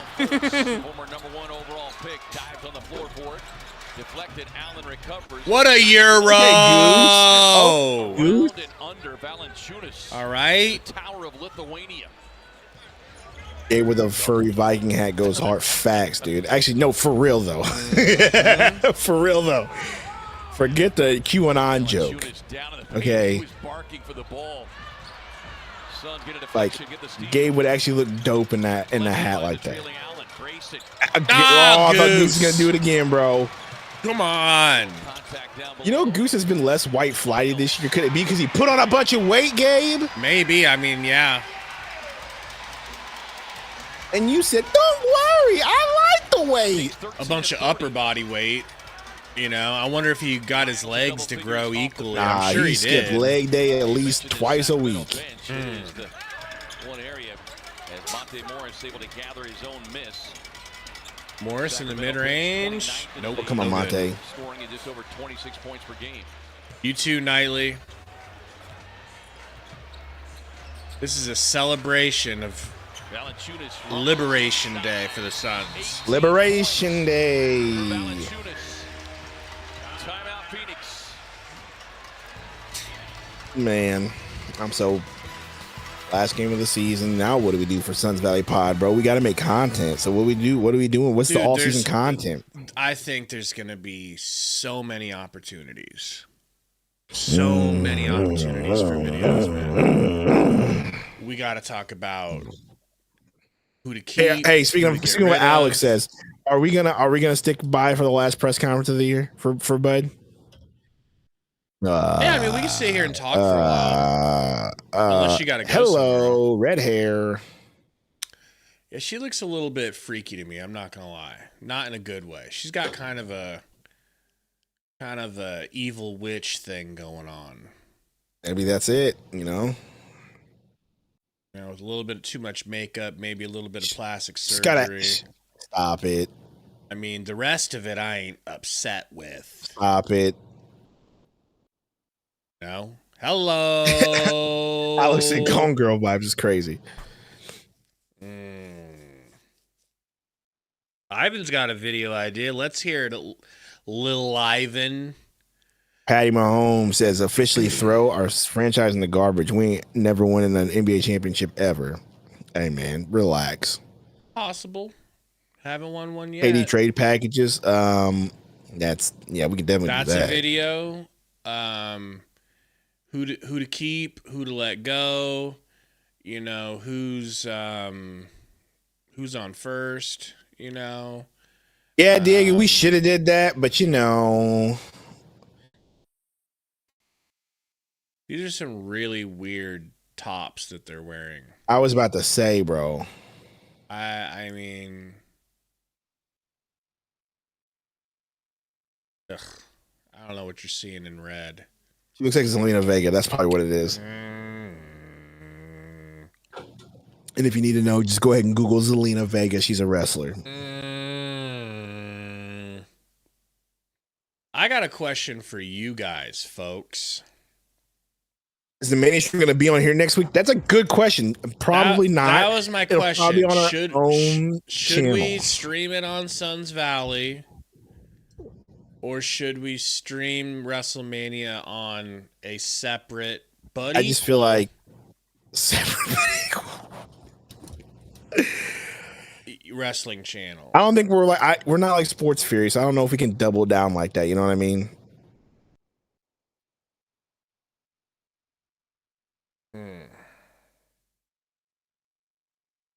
What do you think?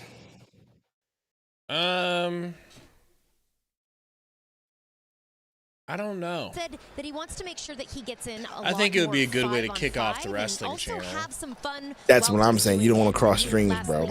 He wants to relax for sure. A little some too.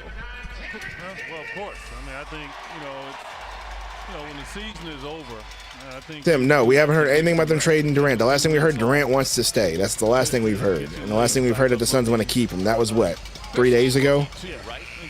Now, we don't know if that's grandstanding and they actually will be trading him and they're just trying to get value out of him by saying we don't want to move him because obviously that's a smart route to go. We don't want to move Durant. We see him as a piece of for the next 3 years for a franchise, and the team's going to give up something to get him. Like, they could be playing that game.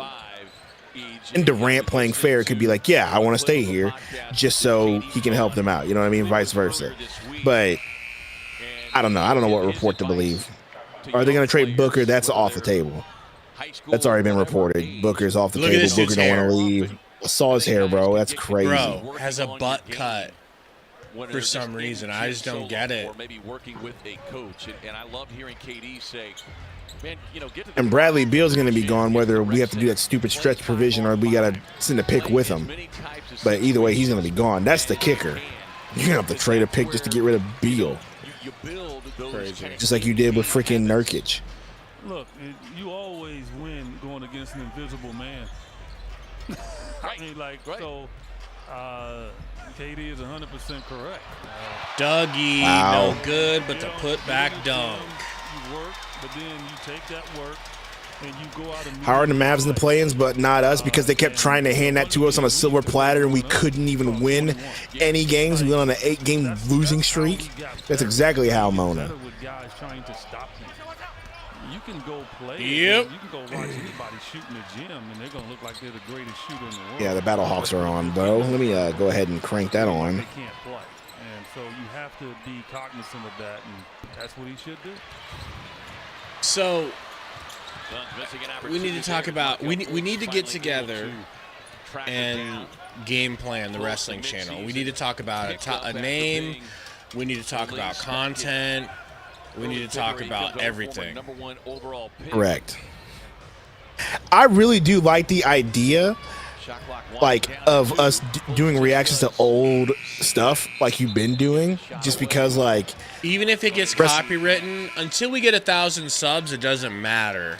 Like, so I don't care. I know for a fact wrestling fans eat that up. They love seeing newer fans watch old wrestling and get into it. Like, that is just a thing. So that's another big idea. Also, it helped me get caught up on the era that I didn't watch because I missed about. I watched the front end of the Ruthless Aggression era and then quit. So there's a lot of the Ruthless Aggression era that I definitely missed, like the rise of John Cena, the Batista stuff I missed. Come on, guys, keep it going because I don't want to get called back. McBucket's no good. Monte de Oso. What do you back him down? Barbecue chicken. Barbecue chicken. Barbecue chicken. Okay. Now, having the name Suns Valley Wrestling, I like it, but I almost feel like it needs its own, you know what I mean? Like, its own different branding. Its own. As number 11 peels off the warm-ups. Bobo's in now, finally. We get Bobo. F you, bud. F you. Bull. As we get a message from our friends at EC gonna hand the Battlehawks their first loss of the season? Get a one-time free triple burger when you download the app and join My Rewards.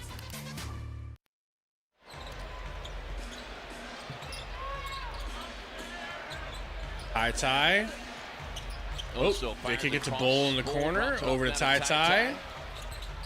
D-Lee's in the game. D-Lee, I never met a shot in junk time I've never liked. Right? Never met a shot in junk time I didn't like. Lee.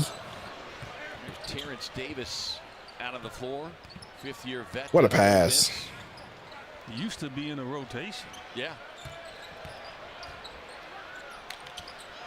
Scoop pass, McDermott. 3. McDermott hits a 3. So McDermott really got to live the life I wanted to live, by the way. What's that? From Omaha. Got to go to my college that I would have went to if I had the choice, Creighton. And got to wear number 3, my favorite number for my favorite college basketball team. Why couldn't I have been him? What's he got that I don't got except for NBA height and talent? I mean, you had NBA height. You didn't have NBA talent. I don't have NBA height because I'm as tall as Steve Nash out there is what I would look like. Okay, Steve Nash was decent. Yeah, but he's like a smaller player, you know. Like I don't have height. Like if I was in the NBA, I'd have to play point guard. I don't have the talent for that. That's my point. I literally just said it. You know? You have NBA height, just not NBA talent. You literally just made my point. You literally just made my point. Why can't I be a 3-and-D wing? Why can't I be McDermott that just gets to come off screens and jack up shots and play no defense? Well, you probably could have done that. You just didn't play good enough defense, and you probably didn't shoot threes good enough. I mean, David Roddy's in the league. Playing power forward at 6'4". So, like, what are we talking about? Roddy. We need to get him back. That's when we missed him. Gabe and his uncle Rico Arc facts. I could have been him. If Coach would have put me in. Coach would have just put me in the game. See that? I used to be able to throw a ball quarter a mile. Roll, touch pass. Ty D. Lee lines it up. No good for D. Lee.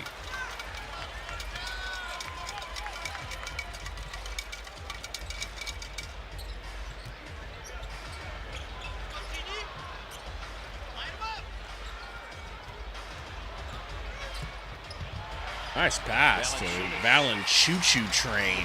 Sneak it up and in.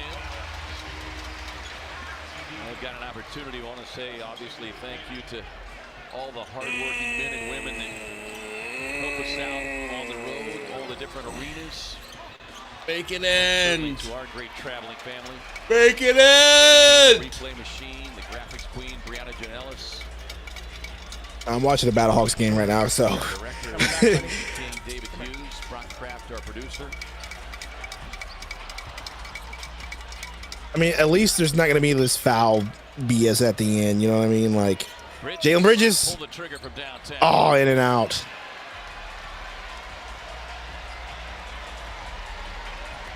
DeAndre Baker's in the UFL. That's a crazy arc, bro. Valanciunas just dunked and put his other hand behind his head. I saw that. Hilarious.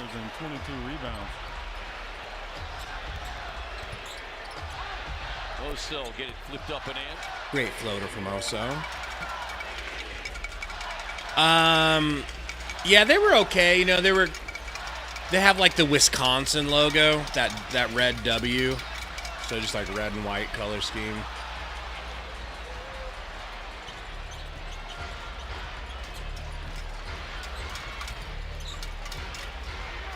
Oso to Jalen. Oh, Bridges. And this is one of those things where you're like, bro, can we not blow whistles? Right? Emotional. Love you too, Ruby Tuesday. Congrats on the last game of the year for you two. You know, the marathon. We did it, man. We survived the worst season in Suns history. Survive? or tolerated. We survived. This cowbell has to end, dude. With the Suns 7 3-pointers in the first half. You can head there tomorrow. Free single Western bacon cheeseburger with the purchase of a large size pound. It's definitely some kid, dude. There's no adult that just has the fortitude to keep doing this, especially when you're up. Yeah. Light the beam on the Sun season. Light the beam. I think the marathon is Light the Ruben. beam. Oh, look at Ruben. No, Ruben. There's no we. You haven't been here in a minute, so take that somewhere else. We got through this. No. We, me and Gabe, we got through this. You weren't here, Ruben. You weren't here, my guy. You wasn't with me shooting in the gym. We're not letting you get away with that one, Ruben. You wasn't with me shooting in the gym. We're not letting you get away with that one, my boy.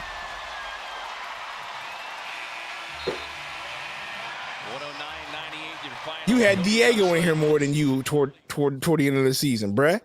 Bud in the press conference, he's gonna be like, well, we still got 4 games left. I think we can. Bud, the Suns lose. Yeah, we had fans of other teams here more than you, Ruben.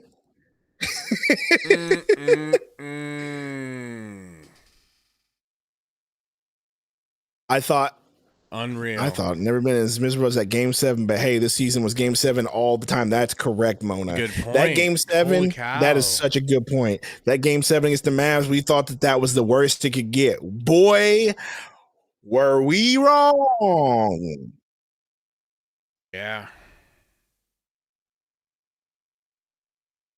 Ruben, I don't believe you. Oh, he was broken. Oh, man. I don't want to hear broken from you, sir. Okay. I was going through way more. I was going through way more trauma than you were going. I was going through way more trauma than you were going through the last few weeks, and I only missed 3 games. Broken, 4 games, maybe. Broken is Tyler Ulis is your starting point guard. And broken is Marquise Chris is your starting burner with a $10 super chat. SMH, no end of season elbows, Nick. You know what? I'm keeping them tucked right here. Keeping them tucked. I remember What's the name of that penguin. Pengu, bro. No, Malo. We had a real season. Oh, Ruben, now I don't want to hear that. A real season win over the Celtics. We really did, huh? Where Tyler Ulis hit a step back winner over the Celtics. Here you go. Here you go, burner. I just can't get him up. I'm too fat. Oh, I need help lifting him up. He can't get it up, burner. He can't get it up. What do you mean we ruined your tank? We lost, bro. Sorry. No, I think we ended up with a worse record than them, right? Oh, it's fine. So we're the pick they wanted, or like the place they wanted to be. I mean, we just put there's the still Rockets a lottery. Tori, you can say what you want. You're not hurting us. We understand. Hurt people. Okay, so we get it. Keep trying. But everything that's been said has been done. We saw the thing. 29 teams are either in the playoffs or getting the lottery pick, and the Suns are the only one to not do it. Oh, elbow. Yep. Never gonna take my pride. Ready to hear Bud say, "Oh no, we got to keep on losing."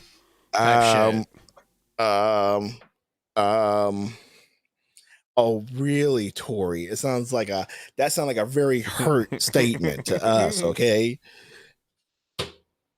Don't worry. At least you have a future. You extended the best coach in the league in Chauncey Billups. You got the coach of the year, bro.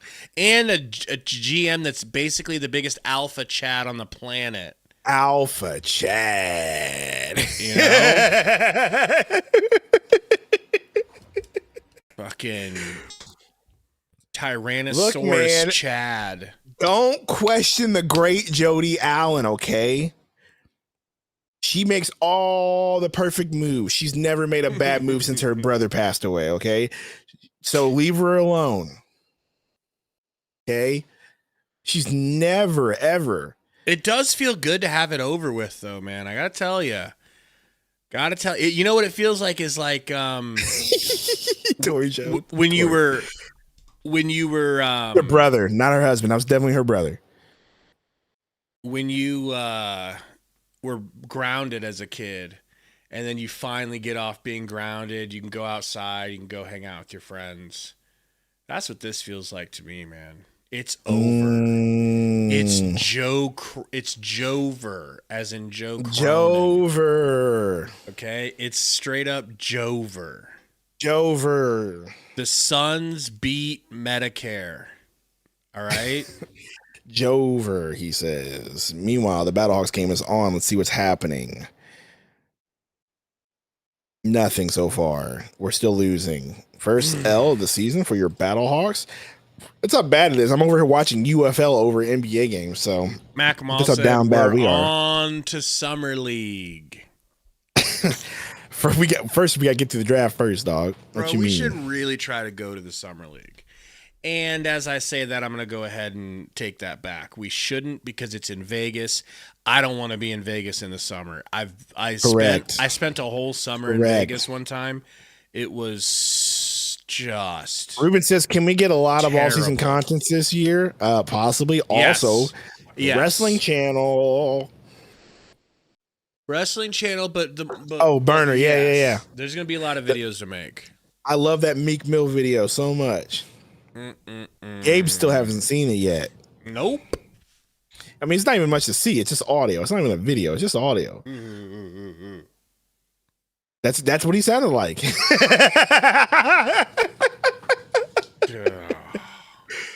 That was accurate. Well, now Drewski, put more emphasis in it. Now Drewski's got, a lot of questions surrounding. Oh, stop it. That's such a lie. Why is it a lie? He's been to Diddy parties. Ain't nobody trying to hear that about He got Drewski. famous I love Drewski.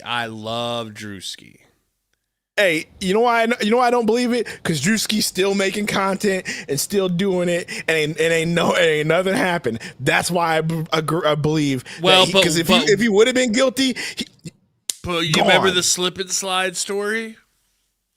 Yeah, I remember that slip and slide story. It was wild. So you're just gonna act like that's a lie? I mean, it just sounds like a lie to me, but hey, it sounds too bizarre to be a lie. It sounds too oddly specific to be a lie. Like there's too many specifics in that story for that to be a lie.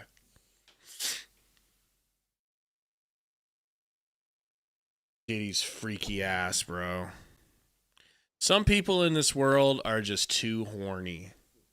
That's all I gotta say. Some people need to stop giving into their gooner thoughts. What we really need is a Sun Valley freak off, apparently. No, we don't. No, we don't. Hey, listen, don't get Burner excited. Burner's just like, did you guys ever see Get? Yes, I saw Get Into the Greek, and I'm gonna be honest with you. I thought P. Diddy was completely acting in that movie, and now that we know what we know, no, he was not. Crazy. That was actually P. Diddy, right?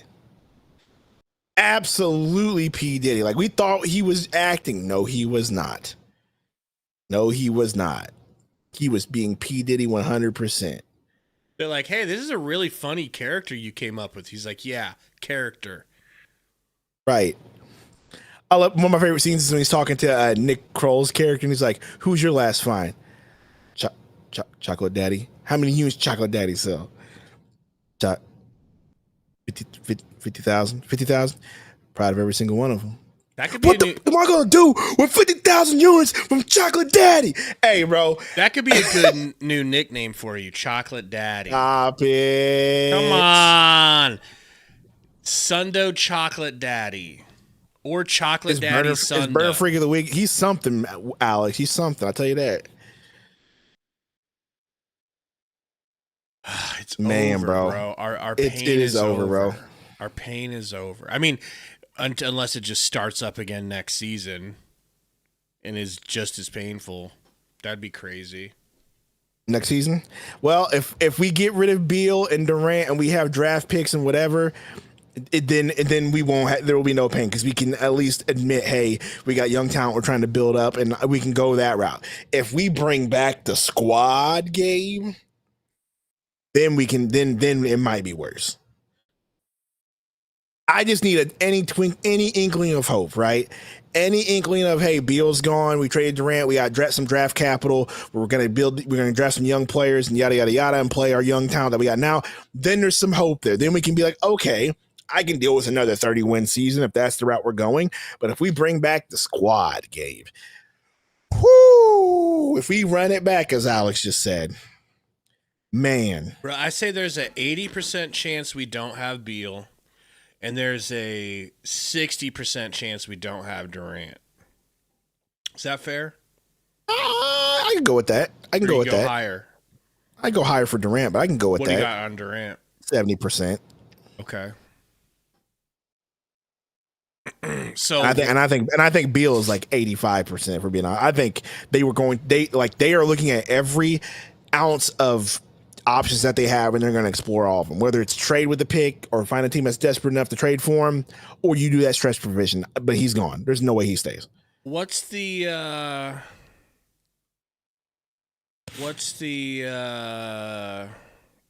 we talked about the KD tweets. No. What's the website we Spotrac? use? Spotrac. Are you trying to look his contract? I want to check out what the Suns roster looks like. Cap-wise? Going forward, yeah. Uh-oh! Bud's on. Can I hear it? They don't have the audio up yet. Hey, that sounds about right. Right? All right, so this is what we're looking at right now until this audio comes back up. You have Bradley Beal for this season. So you have him for next season and 20. Yeah, so 2 more seasons, basically. You have Durant for 1 more season. Oh, my gosh, bro. I'm just looking at this. So basically, the players that are going to be on the team for the next 3+ years is next 2+ years, Booker, Beal, Grey Goose, O'Neal. Everybody else is 1 year or gone. Or Oso and Dunn. I keep forgetting about those 2. And I think you got Richards for 1 more year next year, and then he's off. But the only people that are here, quote unquote, long term, Beal, Booker, Grey Goose, O'Neal, and the twins. Cody Martin's on a 4-year deal.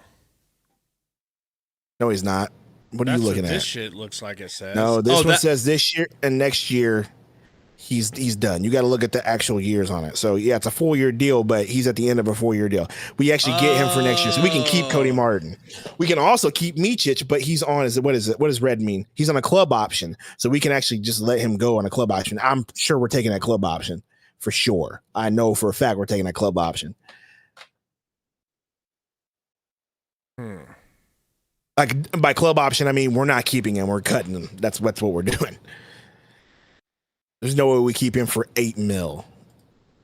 Like, how could they have this shit muted? Caleb is not Cody. You're right. It's Cody. It's Cody. I keep saying Caleb for whatever. I don't know. It's crazy they have this thing muted. Your 2 ways you can keep Bridges, Gillespie. I say you do that with those 2. Give them a contract and let them stay. That's more young talent you can build for sure. I say give Bridges a contract, give Gillespie a contract. So then you have Oso, Bridges, Gillespie as young talent, Ryan Dunn as young talent. I say you trade Royce O'Neal. I say you trade Grey Goose also. Beal and Durant. I feel like that's what you do.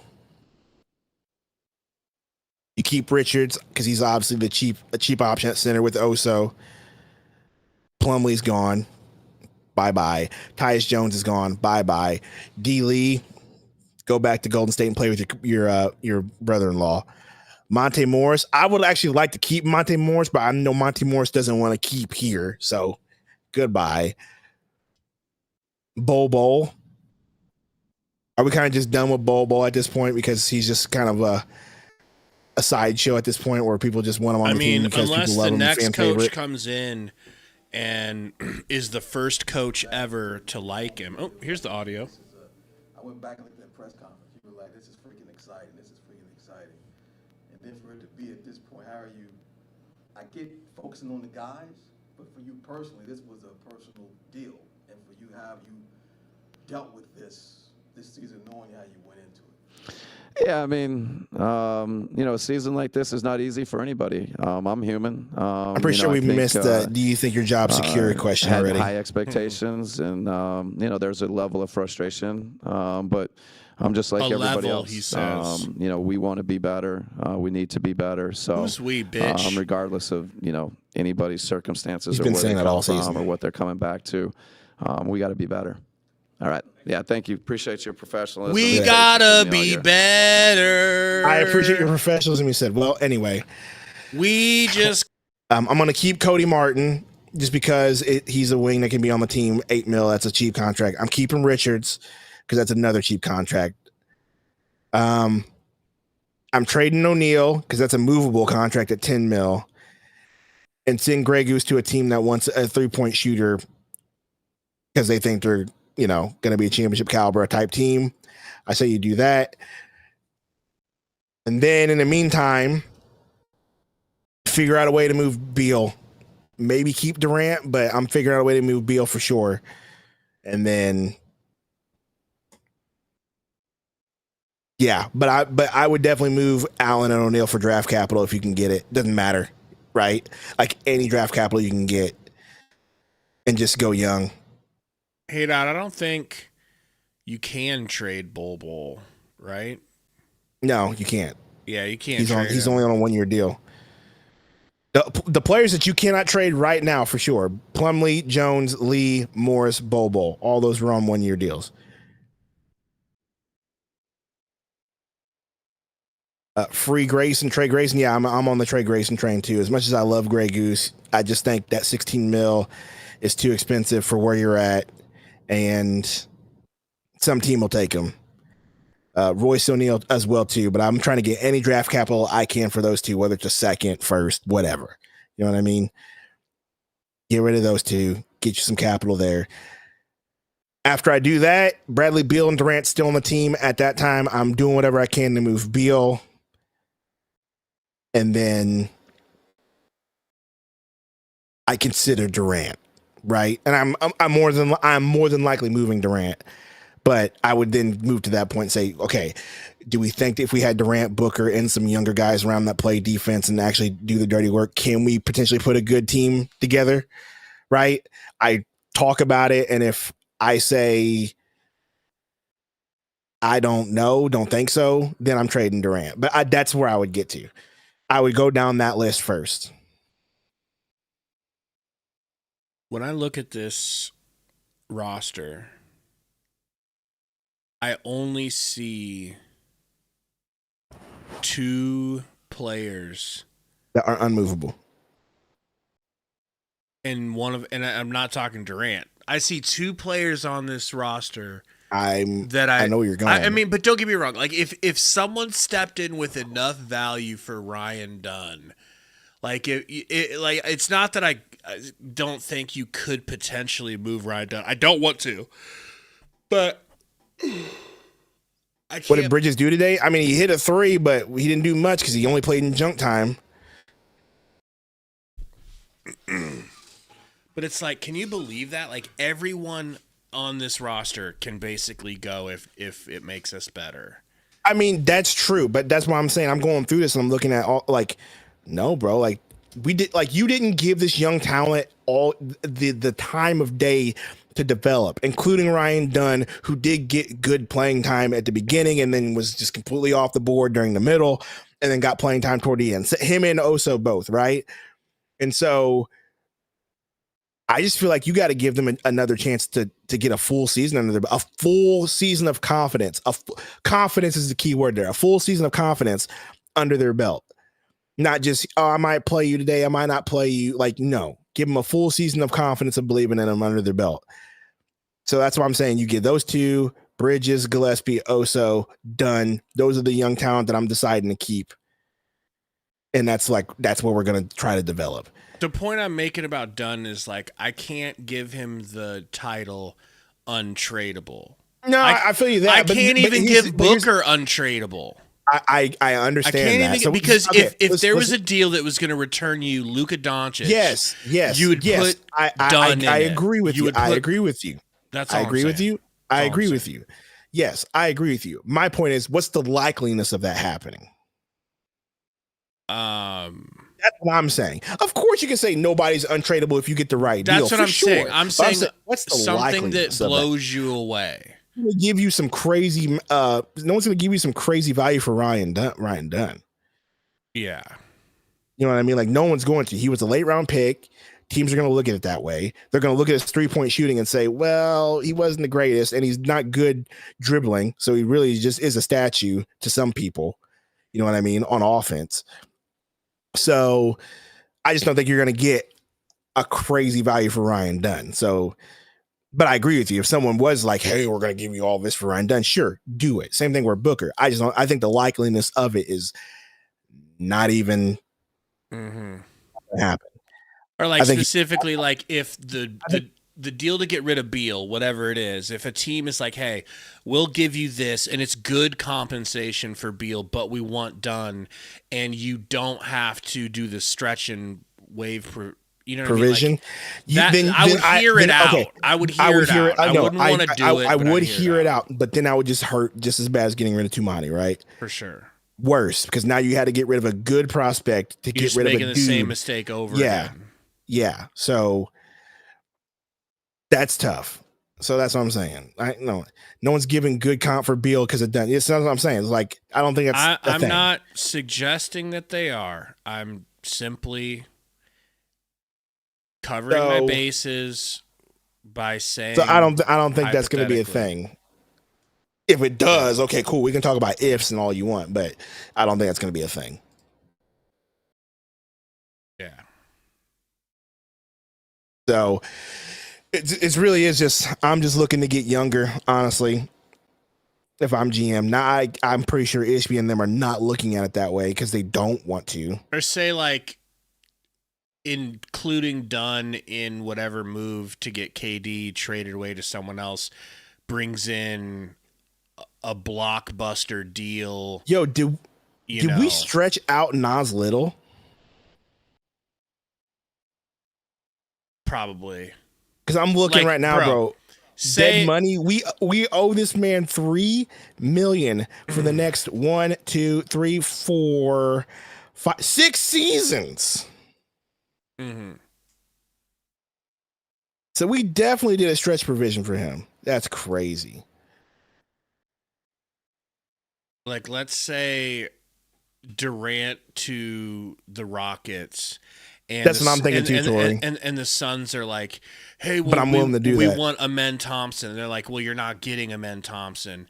And we're like, "Well, we'll add picks and Ryan Dunn," and that juices up the deal for. You know, like I don't think that's possible because we're not in a position of leverage. Other teams are. Mm-hmm.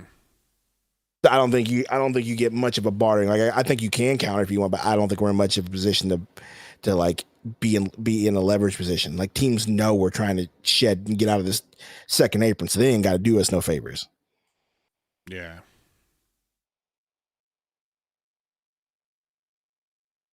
All I gotta say is. Every team. That's why I'm saying. Oh, go ahead. Sorry. In the NBA is jealous of us because they don't know how to. They don't know how to blow their team up like we do. Yeah, fair enough. But that's what I'm saying. Blazers, that's what I'm saying. You super jealous of the Suns because they don't know how to blow their shit up like we do, and I feel bad for the Blazers. I feel really bad for the Blazers. Oh, stop it! But no. But again, that's why I'm going. That's why my line of thinking is what it's been, which is like. You look at the two ways and you get them. You keep you keep Dunn. I'm moving O'Neal and Goose for capital, and then I'm looking to have Beal sent with that capital. You know what I mean? Because that's what it's going to take. And then you look at Durant in that order. Mm-hmm. That's my plan if I was GM. That's literally it. I just can't wait until we start getting news. News has got to that's start also popping true. up. Like, hey, I'm just waiting for the do that he's been tired or he's been fired. He's been retired. That what's face has been fired, right? Will. Yeah.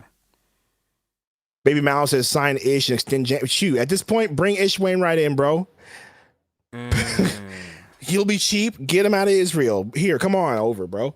Seriously, at this point, I mean, would life have been any different if D. Lee was Ish Wainwright? No, not at all. Except I think Ish would have gotten himself on the floor before D. Lee would have gotten himself on the floor. On defense, yes. Alone. Size, girth. No. And just make me GM at Ishbia. Make us GMs. Give us a job. We'll be the cheapest GMs you'll ever be, and we'll help you out. We'll have Sticks back here in no time. Okay, we'll have. That's not wrong. And Javon that's not wrong. Carter back. That's not wrong at all. No, not Javon Carter, but Sticks. That's not wrong. Okay. I get Sticks, and you get Holiday. You get to get Aaron Holiday back. You know what? You're right. You're right. We'll just go one for one. Those will be all Torrey Craigs. You know what I mean? Like, get them back here, please. I hope Torrey Craig wins a title this year. He probably will. Yeah, Mičić is getting cut. Oh yeah. Yeah. So next year, I don't even. I guess so. So next year, my for sure bring backers are Booker, Martin, just because I want to keep that contract. Richards, Dunn, Oso, Bridges, Gillespie. I know that sounds bad because you hear those names and you're like, ugh, but those are my for sures who I'm bringing back. Yeah, those are usable. And players. Durant, sure, but I'm also looking to move Durant just for draft capital. But that's it.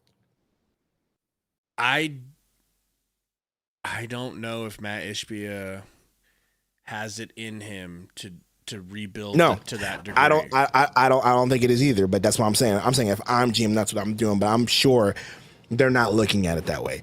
I'm for sure they're not going to look at it that way because Ishbia is looking at, I don't want to have a bad team on the court at all, which ironically, what did you just do this year? So you might as well. He's still believing if I just make a few tweaks here and there and get a good coach and blah, blah, blah, it'll be okay. It's like, sure, you can keep thinking that, but as long as you're stuck in that second apron and you have no wiggle room to make any other moves other than what you do, like if you're going to keep Durant and Booker, then you have to move Goose and O'Neal and just put a bunch of $2 million players again, as you did with Vogel, around Booker and Durant, and hopefully they're good. This world. You know what I'm saying? You need to get yourself a bunch of Utas, a bunch of Keita Bates Diops again, and hopefully they work out. Metus of the world. I am getting kind of and you can't keep doing that over and over and over again. Yeah, trying to fill your roster with 10 players that are on minimums and everyone else makes all the money combined. You know, it's just this wasn't the plan. The plan was to keep Ayton and Chris Paul and have Durant and Book, and to have that 4 core. That was the plan, and then eventually you would have had to move Ayton, and then you would have been fine. I think you would have been fine in moving Ayton. Yeah, because Chris Paul could have lifted another center up. Exactly. You would have been fine that route. But guess what? You went a step too far. Anyway, I can't wait for the offseason to see what happens. Yeah, we got to get these playoffs over with, man. Yeah, we got to get the playoffs over with. I mean, you ain't got to get playoffs over with to start making videos or getting news that somebody's been fired. Exactly, you know what I mean? Exactly. Fired. And who's getting moved and what executives are going to do what. Now, I tell you what I don't want to hear is James Jones is fired, and then all of a sudden you hear that one of the Detroit Good Old Boys Club ends up taking a spot. That's what I don't want to hear. I want to make sure they Josh take that seriously. Bartelstein is taking over for James Jones. He's CEO. Why would he be CEO? How could he go from CEO to GM? That'd be crazy. Absorbing his role. Or unless they just give him the president of basketball operations title, and then he becomes GM by proxy, which is very possible. And it's like you cut to his press conference. He's like, my dad says I'll be good at this role. Oh, God. But don't worry, I've got Isaiah Thomas in my ear. He's a basketball legend. All right, blow the team up. Move us to Calgary. The Calgary Suns. It can't be Bartelstein. Bartelstein has to be removed. Not from this earth. He doesn't have to be removed. He doesn't have to be removed. He's not keeping. They gotta keep them dudes in check. He's the CEO, bro. Okay, he's the CEO. Find a good GM. Hopefully, you got a good head on your shoulders, and like, hey, I need to find me a good, competent GM. Okay, what's the commissioner, like Roger Goodell? That is basically the CEO of the NFL. Is that fair to say? Oh, he's the commissioner of the NFL. It's basically a CEO role. He's the commissioner, not the CEO. But they do the same thing. They make the company profitable. That's their role. Make the company as profitable as possible so that the stockholders are happy. Everything Goodell has to do leads to making sure that the NFL is Goodell's thriving. job is not to make the stockholders happy. It's to make the owners happy. That's who the stockholders are. Okay, that's what I mean. Sure. Go that way. It's the same thing. It's the same thing. Okay. You know, Bartelstein's job is to make the Suns valuable and successful. So that the Sun, you know. Well. Here's the deal. Well, then he failed. He failed. Well. And you get fired in the business world if you CEO like that. Listen to me. I'm with you on that. And if that's the case, you have this expensive team that is not successful in bleeding money. So now you need to get rid of the expensive pieces that aren't making you money and cut, because that's what CEOs do. Cut. Am I right or am I right? Then cut. But then you let that CEO make the decisions again for the next year? I don't think so. If he makes the decisions to not cut, sure, yeah. But if they do make the decisions to actually cut jobs, because that's if we're using that analogy now. If Bartelstein was some basketball wonderkin, I'd keep him. He's not. He's the son of an NBA agent, and he's friends with Matt Ishbia. A person like that in charge, to me, would have a shorter leash. A shorter leash than somebody like Bob Myers. If Bob Myers made these decisions and didn't work after year one, yeah, Bob Myers gets to fire everyone and try again. Not Bartelstein. I think you just hate bro's last name. That's really it. But I can see where this is heading. Bartelstein is about to be Gabe's. You think I'm trying whipping boy for the next few seasons, bro? It's gonna be Bartelstein. You think I'm trying to from the river to the sea this guy? All right. All right, we're done. We're done here. We're done here. Look, Gabe's got a nice, cute puppy in his jacket. Just focus on that, people. Okay? I'm just saying. It's not just Bartelstein. It's just, am I wrong? Am I wrong to be feeling like Bartelstein's the issue? Along with it. Like, I think Ishbia should be putting people in charge based on merit, not DEI. Imagine that. Okay? Of diversity, equity, and including my best friends. All right? That's how he's been giving these positions away. I don't give a fuck about your friends. What are the odds that your friends can fix our team? How about you go after somebody who's best for the job?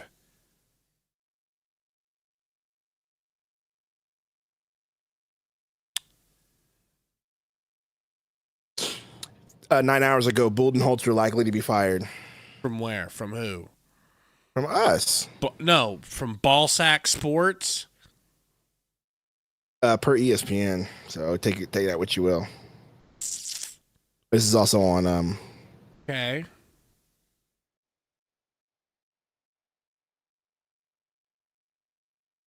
Oh, but this is on SportsCenter, and it's widespread anticipation throughout the league. So this is not even a report. It's like widespread. People are expecting. Okay, cool. You can expect all you want. Excuse me as I warm up my pipes. Well,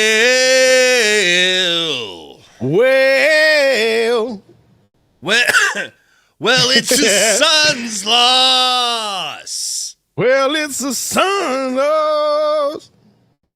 It was a big bad loss tonight. Okay. Woo! What a season. Man, I'd be embarrassed if I was a fan of any other team that wasn't the Suns. Because you don't understand how to fuck up your life the way we do. Yeah. Okay? You know what we were? We were valedictorian. We were honor roll. And then as we were getting into college, our freshman year, some homeless dude down at the subway was like, "Hey, you ever smoked crack before?" And we were like, "What's that?" And he was like, "Well, come on into this alley and I'll show you." And we were like, "Okay." Fast forward to junior year, we're dropped out, we're sucking dick under the fucking bridge. And it's like, "Hey, weren't you valedictorian of my class?" And it's like, "Come on, man, just give me one rock. I'll slurp you from the front to the back." That's the Suns, and I'm proud of it. I'm proud because that's commitment. That's commitment. And I wouldn't expect the Blazers to be able to do something like that.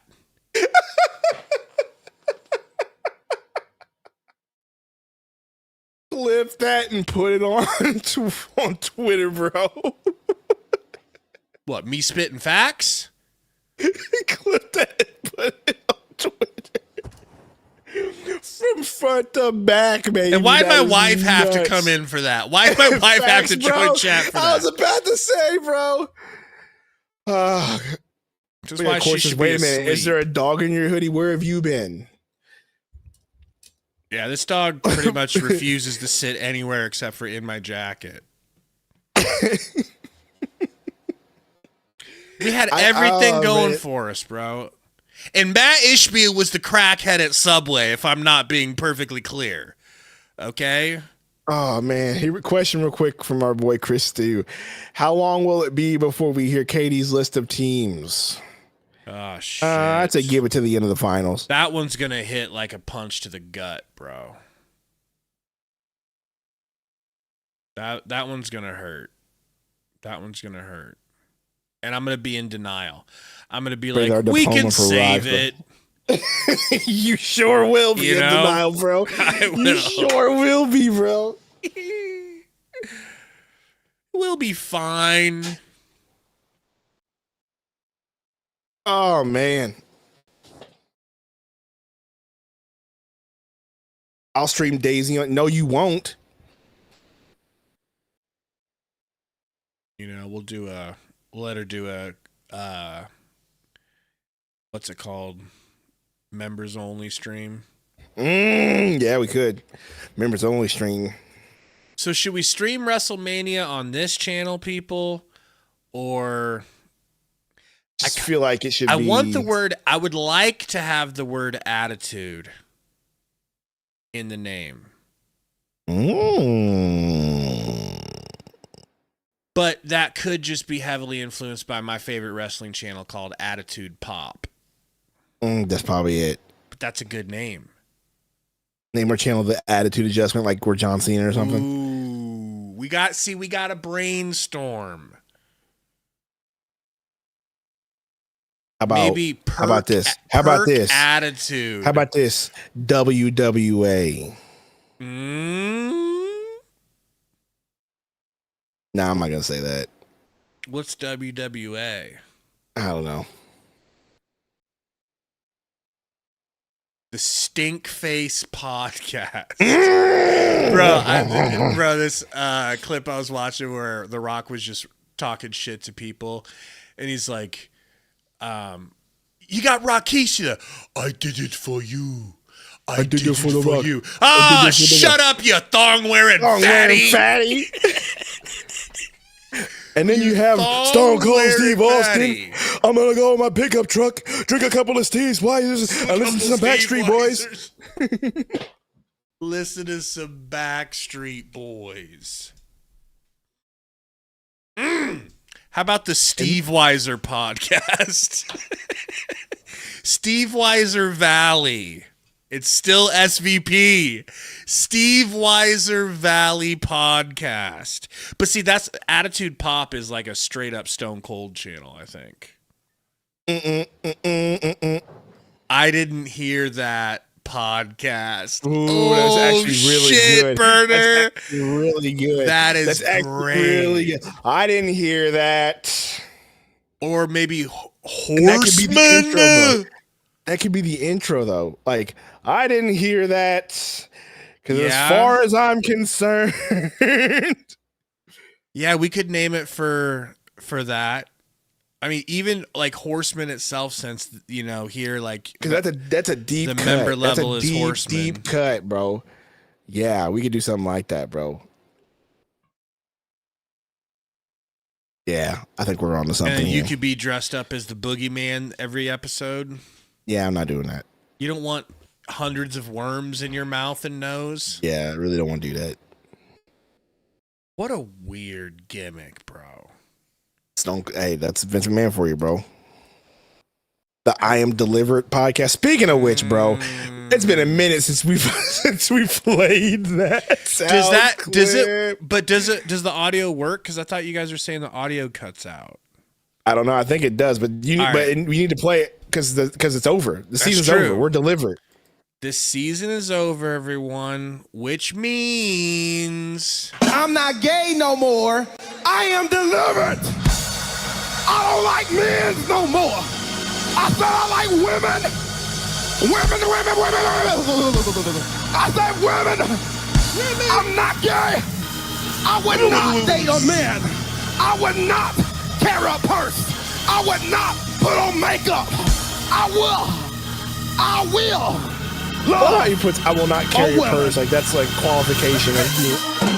Now listen, y'all please start with him. A gay guy that doesn't know women's stereotypes, so he's just coming up with things he thinks is associated with gay. Like gay men don't wear purses, bro. What are you talking about? Like I just love how you that's how I know it was probably fake. For real. No, it was real. You haven't seen the interview with him? No. I seen the interview, and I've seen that. What I'm saying is, bro did that for clout. That's all I'm saying. At the church in the moment. I don't think he knew it was going to go viral. You might be right, but regardless. I think that was like, I'm here. Saying I'm part of the show. Wear a purse. Come on, bro. Stop. I will not wear a purse. Come on, bro. ain't nobody carrying a purse like that. Women. You know? He got captured by the Holy Spirit, man. And you're judging him. Next thing you're going to tell me is that you can't pray away gay. Is that what you're going to tell me? You know? Trust me, Metro and Burner are going to need some help in that category. Mostly Burner. Keep saying your prayers, cut it off. Burner. Just cut it off. You're really trying to end the podcast for real with these comments at the end of this stream. Cut it off. I mean, okay. I'm worried about a biblical worldview over here, and you're worried about Suns lose. That's not the song. That's not the song. Oh well, the Suns lose. You gotta hit it with the well. Well, I am delivered. I ain't gay no more. I won't wear a purse. I will not date a man. I will not wear makeup. You know what I mean? Like, you can just keep doing this, bro. You can just keep doing this. Suns lose, Suns lose. The entire season, bro. The entire season was a Suns lose moment. Hey, but look, there is still a chance that the Mavs call in sick and say, you know what? Let the Suns have our spot. And then let me tell you, ain't nobody want to see the Suns in that play-in or playoffs if that's the case. Okay? That's where we're going to get when there's some news. We'll figure out a way to be back on so we can see we'll have your some beautiful videos. faces. We might even just stream some video games for members and stuff. That's actually perfect. Become a memby. Yeah, we got time today. I can play some. That means today. you, Burner. You don't become a memby. You won't see Sundo for a whole summer. Wins next game.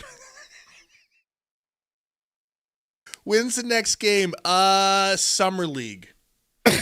October. All right. Yeah, guys. we definitely need to stream for members because East Metro's not a member. We ain't got to deal with him for all summer. God. That would be perfect. Daisy streams members only. That's how we cut him out. Perfect. We just figured it out. Diabolical. Ruben, sorry, become a memby. Maybe we will give out some memby. You know what? As a last ditch effort. Oh, maybe I have some membies to give out. Shit. There's a high likelihood he gets one though. Well, let's do it anyway. As a last ditch effort. I might be able to give out 10. Come to think of it, I might have all of them for this month. Oh, here we go.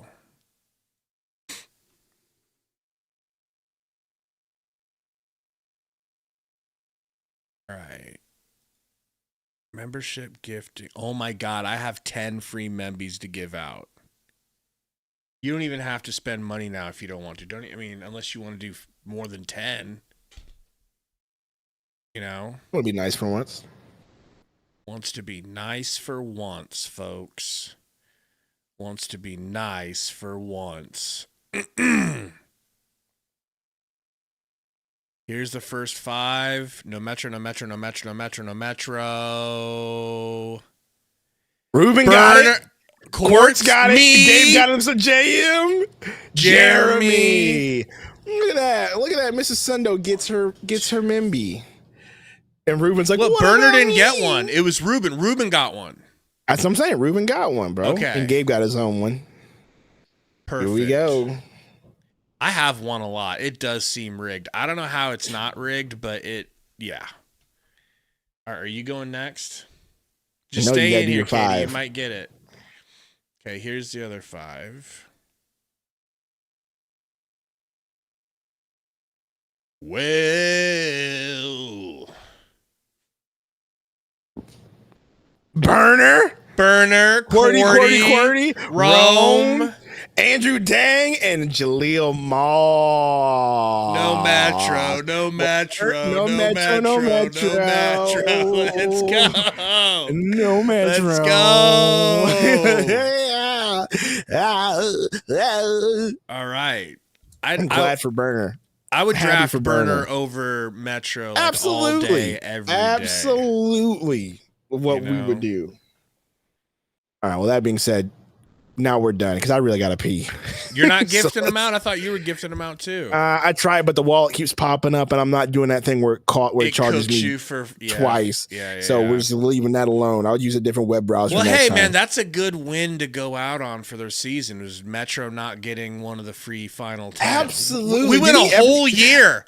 No, I think he got one like for a hot minute, and then that was it. And either that or Metro's just been playing like he doesn't have the thing on. You know what I mean? Metro, did you ever win one? Because if you didn't, I guarantee. I remember him winning one. I remember him winning one, and it was the worst. See, he got one in Summer League. Whoa, I remember him winning one. Summer League. He's probably not going to win again until Summer League. Wow. We went undefeated this season if you think of it in those terms. Well, we're undefeated. Feels Metro good. didn't get a membership. See you guys We soon. undefeated. Burner finally got one at the end. Man, shout out to y'all. Appreciate it. Suns lose. What a heck of a season, man. We're hurt. It's Joe. We're hurt, but we're still surviving. Because that's what we do.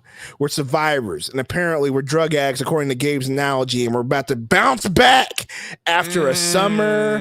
After a summer. After a summer of AA meetings. Okay. And rehab. And we'll be right back next season. We'll be right back. Just a little quick rehab. Ready to bounce.